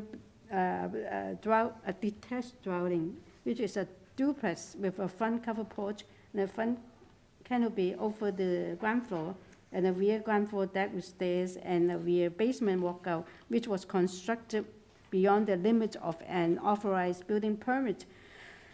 We received a survey, site plan, floor plan elevations, and decision affecting the property, arborist report, and also a tree injured tree application. We have received a concern or interest from 38 Dunkirk Road. And that's all we have received, and they are also looking for just one variance, yeah, which seemed to be quite straightforward. Through you, Madam Chair, we have the agent online and all registered speakers. Okay. Against Toasty, 301 Pewatt Avenue. Well, sorry, we cannot hear you. Can you repeat your name and your address so we can hear you? Yeah. Jonathan Vinskowski. Okay. Hello, can you hear me better now? No, not really. It's actually worse. You know what? Part of it is my voice. It's Jonathan Vinskowski, 301 Pewatt Avenue. Okay, thank you. We can hear you now. So it seems to be quite a straightforward application. You just build a little bit beyond the building permit, right? Okay. Correct. So I do not think we need a presentation, right? Maybe Jonathan's explanation as to how he constructed it a little too high. Yes. Yeah, through you, Madam Chair. So, Mr. Clay, basically, they just put the top of the pitched roof 12 centimeters higher. So if you actually look at the bottom of eaves and the main wall height, none of that changed. They simply just built the actual top of the pitch 12 inches higher, 12 centimeters higher. It doesn't result in any additional space on the floors. It just made an error. Oh, okay. So, understand? Okay. Any other questions, please? Yeah. Yes, go ahead. Thank you. Just a quick one. Jonathan, one of the letters of objection talks about concern about the rear basement walkout being constructed beyond the limits of what was in the building permit. Can you address that? Yeah, through you, Madam Chair, Mr. Chair, what I would say is the only thing that arose out of the as-built survey was the height. So when we provided the as-built survey to close the building permit, everything else was provided to the city, and only the height of the top of the roof was identified as being deficient. All right, With thank the you. walkout. Go ahead. No, go ahead. Sorry. No, I was just going to say through you, Madam Chair, Mr. Chair, the walkout was included in the as-built. So the city has evaluated against the permit and found no issue. Okay, thank you. Okay, thank you. Any questions? No. So Peter, you understand, right? So we rely on you. I'm going to defer to Peter every single time now. I don't know. He's the only one that's smart here. That's. No. No, I was just taken aback because Mr. Benkowski sounds like Macho Man Randy Savage. He does. Today. He does. Just a little. It's a different sound. Yeah. Yes.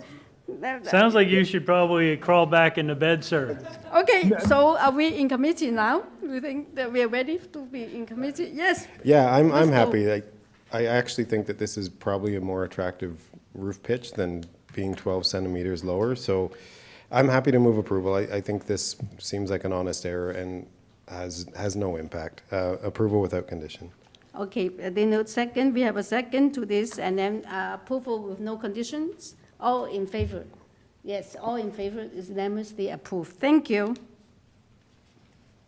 Okay, item 30 is 546 Concord Avenue. This is to construct a new one-story detached dwelling. It's a one-car garage in the rear yard abutting the laneway. And we receive a survey, site plan, floor plan, elevations, 4 photographs, and a cover letter from agent, and a tree protection plan from the agent. We have received no opposition or support on record. So we are ready for, they're seeking for 3 variances, and we're ready for the agent or the applicant. Yeah. Through you, Madam Chair, we have the agent online and 1 registered speaker in support. In support, okay, thank you.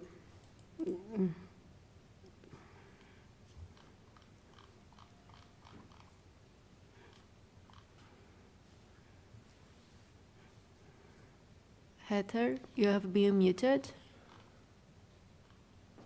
Heather Asquith. I'm the applicant and agent for the application at 546 Concord Avenue. Yes, and since you do not have any opposition, I'm sorry, and you have a support, then let me check whether the panel wants to have a presentation. No. So maybe we can give a chance for your support to speak to us, and yeah, and then we can move into discussion. Yeah. Yeah, if you want to speak, yeah.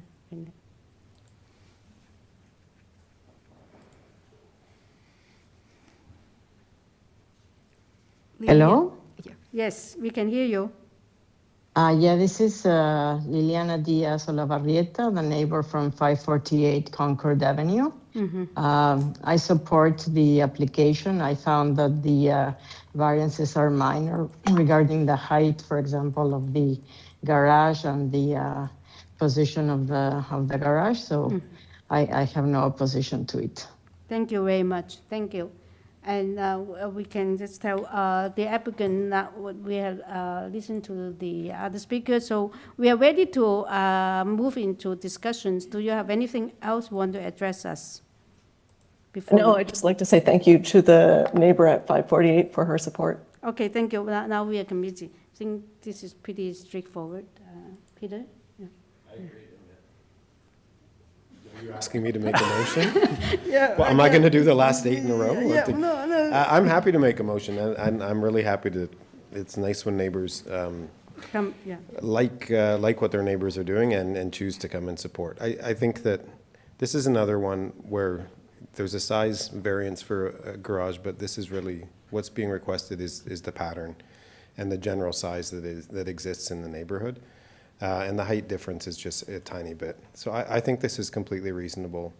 And the impact of allowing these slightly larger variances than are permitted as of right are minimal or none. So I move approval without condition. Yeah, do we have a second? Yeah, Katie second. Okay, with no condition, all in favor? Dino, you dissent? Oh, thank you. All in favor. It's approved unanimously. Thank you. Yeah. So do you need the rest, or is just you and Peter going to take over here? No, we are almost at the end. We need students' interaction rather than reading out all the application. Okay, number 31 is 127 Coleridge Avenue. This is to alter the existing 2-story detached dwelling by constructing a rear 2-story addition. The existing rear ground floor deck will be demolished, and we received the survey, site plan, floor plan elevations, and 5 photographs of the property and decisions affecting the subject property and OMB decision or order affecting the property.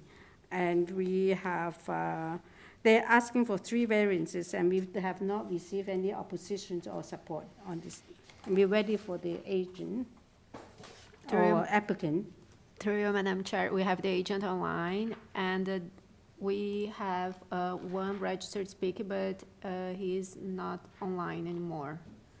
Okay, so okay, thank you. We're ready for the applicant. Yeah.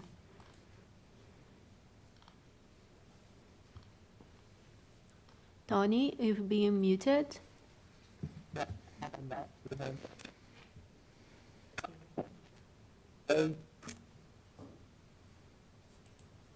Tony, we can't hear you. We cannot hear you at all. Yeah. Can we try and call him? Yeah. Hi, good evening, through Madam Oh, Chair. that's good. I have to switch the microphone. Yeah, I beg your pardon. Please forgive me. Good evening, through Madam Chair and committee members. My name is Tony Yu, and I will be the agent for the application at 127 Coleridge Avenue. My address is 2347 Kennedy Road, Scarborough. Okay, yeah, you see, because you do not have any opposition here, there's someone registered to speak, but we cannot reach that person. So I will just take it as no opposition. So I'm going to check whether we need a presentation. No. How about questions? Do we have questions? All right, so we do not have questions either. Do you have anything you particularly want to address the panel before we move into this decision? No, everything from my side is good, as long as you are all ready to make a motion. Okay, thank you. Now we're in Hang on a sec. oh, sorry. Well, There I'm might just be a question. sorry. You'll set the. I'm scrolling. Yes. I'm just looking at the rear second floor balcony. It's rather large. It's a fairly tight-knit street, and I wonder whether some screening on the sides would be appropriate. Yeah, we have accept any pre-screening fence on each side of the balcony at the front. Yeah, as a condition, for sure. Is that the front? The balconies are in the front. That's the front. Oh yeah, that's what front, I'm struggling with. I'm sorry. Thank you. All right, yeah. This It's side of the actually table's the not existing, smart. yeah. Yeah. Oh, okay. So that is off, right? There's no need because they don't want to put things in the front. Okay, Dino. Yes. Oh. Be careful now. We have, I think this is a very modest and appropriate addition, and the three variances are, in my mind, minor, and they meet 4 tests. So I'm prepared to move a motion to approve this without condition. yes, and one second? Sure. Okay, okay, second, and we're all in favor to approve? All in favor is approved. Thank you. Yes. And that was a tough one. Okay, and we move to item 32 is 29 McDonald Avenue. This is to alter the existing 3-story detached dwelling by constructing a rear 1-story addition with deck and a rear 2nd-story balcony extension, and also to maintain the existing south side covered porch with stair and a 2nd-story and a south side 2nd-story balcony and a rear 3rd floor balcony. There will be a total of 3 residential units on this lot. And we have received a site plan, floor plan elevation, 15 photographs of the property, and cover letter from agent, tree protection plan. And also we have 4 letters of support, which is from 21, Unit 2, 31, 33, and 19 McDonald Avenue. And they are seeking 2 variances here. And we are ready for the agent or the applicant here. Through you, Madam Chair, we have the agent online and no registered speakers. Okay. Jay Smith, agent for the application. My address is 2493 Frankfield Road, Mississauga. Okay. It seems that it is not a very complicated application. See whether we need a presentation. How about questions? Okay, we have no question either. We have studied all the material. You have anything you want to address the panel before? No, thank you, Madam Chair. Okay, now we are in this in committee. Please. Who wants to take this? Katie, yes, you got your hand up. Yeah. Thank you, Madam Chair. This looks like a very straightforward application to me. It's great to see this kind of improvement to multi-unit residential dwellings. The only question I would pose is if anyone has interest in adding the possibility of some privacy screens to the upper level platform. I thought I saw that. Was it in there already? Like it has oh, it I might have in missed that in this late in the side game. elevation, it looks like it has it Wonderful. already. Okay. In that case, I will move a motion then noting that there's good support from neighbors, move a motion without conditions to approve the 2 variances for this. Okay, and a second, Larry, second, and with no condition, motion to approve, all in favor? All in favor, approve unanimously. Oh, we have the, I think this is the last item today, is 133 Lamb Avenue. This is to construct a new one-story detached shared building, which is a one-car garage in the rear yard. And we received a survey, site plan, floor plan elevations, 8 photographs of trees, and the decision affecting the subject property. And we also received a report from Urban Forestry. And we are ready for the agent. Yeah. And they're seeking for 2 variances. Yes. Through you, Madam Chair, I'm trying to reach the agent. He's not online. I'm gonna try to unmute Davis Chang. Okay. Hello, Davis Chang. Hey, yes. Are you here for speaking for this item? I'm authorized agent here. It's 133 Lamb Street. That is correct. That's So, correct. Okay. Yep. Good afternoon, Madam Chair, members of the committee. My name is Davis Chang, and address 3575 14 Avenue, Markham, Ontario. Authorized agent for 133 Lamb Avenue. For these applications, we are replacing existing detached garage, and we are seeking for approval for 2 variances to reduce soft landscaping in the rear yard and increase the maximum lot area for buildings. We are seeking to reduce the minimum soft landscape from 25% to 10.8% and the maximum lot area of certain building and structures from 10% to 19.3%. I hope the committees will consider approval for the applications, as I believe the request variants are minors and there are no impact to the neighborhood as well. Regarding forestry, we actually got the permits for tree removal already, so that can be attached with later on, but permit has already been received. Okay. Yeah, it seems to be a straightforward application, but I do have a questions. You're asking for the coverage, almost double the permitted. How is it? Is this a new garage or you replacement? It's new garage. So basically, the previous garage, I believe it was smaller. It can't even park proper parking spots in there. Mm-hmm. Right now, we're proposing the interior garage to be only 6.1 meters, which is 0.1 meters more than 6. Yeah, so it is 6.62 meters, which is slightly longer than what a proper parking garage is. But yeah. Okay.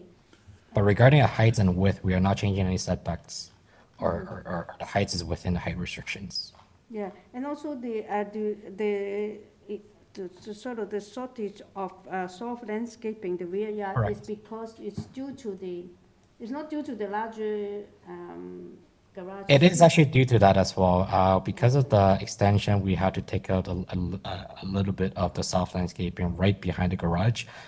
And again, there is a existing wooden deck that is already on the on sites. Yeah, it seems that there's an existing wood deck and also existing pergola.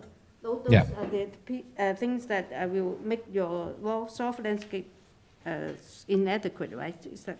Yeah, that is the reason why. But because they're on a platform on the deck, but of course underneath it is still gravel, it's still. I guess we can consider it as soft landscaping, but it's technically still kind of grass down there as well. So also the other question I have is when looking at your the site plan, that you have your new garage is building right up against existing tree, right? Yeah, so that tree is getting removed, and we are already received a tree permit from Forestry Department. Oh, okay. So that because you on your site plan it says to remain, so that tree is actually going to be removed. We understand that, and after we have spoke to the Forestry Department and they're okay removing it, that's why the tree, the one closer to the proposed garage would be removed, the other one would remain. Okay. So the one right behind it is removed, so 0.09 meters. That one we already have a permit for it. 10% soft landscaping is pretty light. It's less than half of what's required, and what's required is really quite modest in this area of only 25%. Many neighborhoods have 50 or even higher percent. I'm wondering isn't there any way you can do a little bit better than what you're doing here? I would draw your attention, maybe you can help me explain the second photo in your package that looks into your backyard. What's the surface there? So that one is interlock, but I believe that the photo itself, it's the neighbor's tree. So this is in your backyard? No, I believe that is the neighbor's tree. Okay. Yeah. So there's no photos of your backyard here? What's the first photo? Just give me 1 second. So that photo, the second photo, my apologies, just give me are you able to scroll down a little? I believe I attached 6 photos. For that. Yeah, I'm just looking, I'm just trying to understand what is back there, because that photo, even the fifth photo. So this one is the tree that next right behind it, the existing garage at this moment. So this is behind your garage. Yep, that is behind the garage. There's That's the tree that will be getting removed. In between the two structure. I'm not. Yeah, I'm kind of confused here. So, say again, Peter? I think that's in front of the garage. That's the laneway side. Yeah, no, this in one the is the one backyard. right That's in the behind backyard. Yes. Sorry. So let's just apologize and beg everyone's indulgence here. The second photo in the package of photos. This let's photo go to that is one. showing, that will be removed. Let's go to that. So, yeah, second one. That one right there. What am I looking at there? That is looking at the back of the garage. So that's in your backyard. That is in my backyard, facing the existing garage. Okay, so what is that on the ground there? like wood plank. That is just the planter. Like No, this, to the left of it. this is a What's on wooden the deck. surface? That is a wooden deck. That's a wooden deck? Yeah. So my first reaction to that is that doesn't necessarily look like the kind of deck that has a lot of gaps in it and allows a lot of water through. That looks like an old deck that's been butted, the planks have been butted pretty tightly together. So I guess what I'm saying to you, sir, I can't speak for the rest of my panel members, but I find 10% pretty hard to deal with when it seems to me there might be an opportunity for you to do better than that. Yep. I mean, if that is the only way we'll figure out a way to increase the soft landscaping percentage for. I need, again, if you're going to do that, sir, we'll need a percentage and the square footage that you're trying to achieve. And I would suggest to you do your best to get close to 25%. Oh, we can deny that. Actually, this is a very good question because I looked at your site plan carefully. If you zoom in your site plan, you have actually proposed something called new soft landscaping, but you're pointing at the existing pergola. I do not know where the soft landscaping is. So so there's a gap in between the property and. It's a tiny little gap. That is what you're going to propose. How big is the gap? Like a foot or something? The gap is quite small. I think it's less than a foot. Then that's where your soft landscaping is. Yes, we just try to maximize the area to put more soft landscaping with the remaining area, subtracting the size of the deck, whatever is existing. So, sir, you're our last meeting item for today, and we'd like to kind of conclude this. So, can you very quickly give us something that you're prepared to do that will increase that percentage? I understand that. I think we will try best to increase. Right now we're proposing 10%. I think we'll try to increase it to 15 to 20% as the required So, is sorry, if you can do 25%. 20%, that might be enough to satisfy us. Could you very quickly do the calculation of how many square meters 20% would be? The reason is that I can't do that right now, but it can be approved with a condition, and we'll make it work with the 20%. No, it's the revision. By removing partially of Can we the do a deck. condition that Yeah. has to bring it to 20%, whatever footage that is? I know it's not the best. Through you, Madam Chair, I mean, ultimately you can, because then they can submit plans to the building division that'll show 20%. We just won't have the square meters. Okay. Yeah. I'm fine with that if everyone else is. Sure. Okay. All right, sir, I think. And through you, Madam Chair, you may want to consider refusing variance number 1 then. Yes. I don't know. Okay, I actually did the calculation, I think it's accurate, but I asked the applicant whether they agree. It's 20% representing 13.12 square meter. That's one of the options. The other option, as our Deputy Secretary suggests, we can also refuse. Through you, Madam number Chair, 1. I mean, typically we don't want to do calculations, but if the applicant is agreeing to that, then they can just amend variance number 1, and then it would be approval as amended. Yes. Without the condition. Yes. So did you hear that, sir? So it's up to you. We can amend variance number 1 to say 20%, and we can't, at this point, give a square meterage because you can't figure it out? Yes, so for example, it's garage 13.12. submitting to. But you're doing that, he needs to confirm. But he has to, he just agree, if he agrees to that, that's Oh, fine. okay. Yeah. We have to ask Yeah, him. 'cause- Yeah, because I believe that it can be approved with condition to 20%. Okay, and do you agree Well, that? through you, Madam Chair, applicant, do you agree if you were to amend the variance number 1 to read 20%, which is 13.12 square meters? Yes. Okay. Okay, so if you're agreeing to that, then we'll amend variance number 1, and then it would be approval as amended without the condition about the 20%. Beautiful. Okay. All right, so we have amendment here. We also have a forestry condition number 2. Who would like to make a motion? Peter? I'd be very happy to.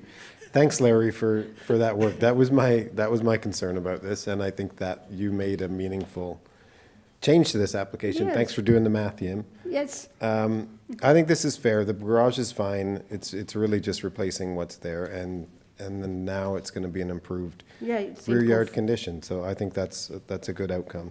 Okay. So I move approval of the amended application, subject to urban forestry. So, 2. Larry, you got the chance to second it. Happy to second. Yeah, Larry second, and all in favor of the amended agenda and forestry 2. All in favor. It's approved unanimously. And now I'm going to say it's 3:32 p.m. and the hearing is adjourned. Thank you. 6:32. What did I just say? I'm sorry. Now it's 6:33. I thought, I'm sorry, maybe I'm dyslexic in an extreme case. Yeah. Now you're tired. Yeah. Thank you, members. Okay. Thanks, guys.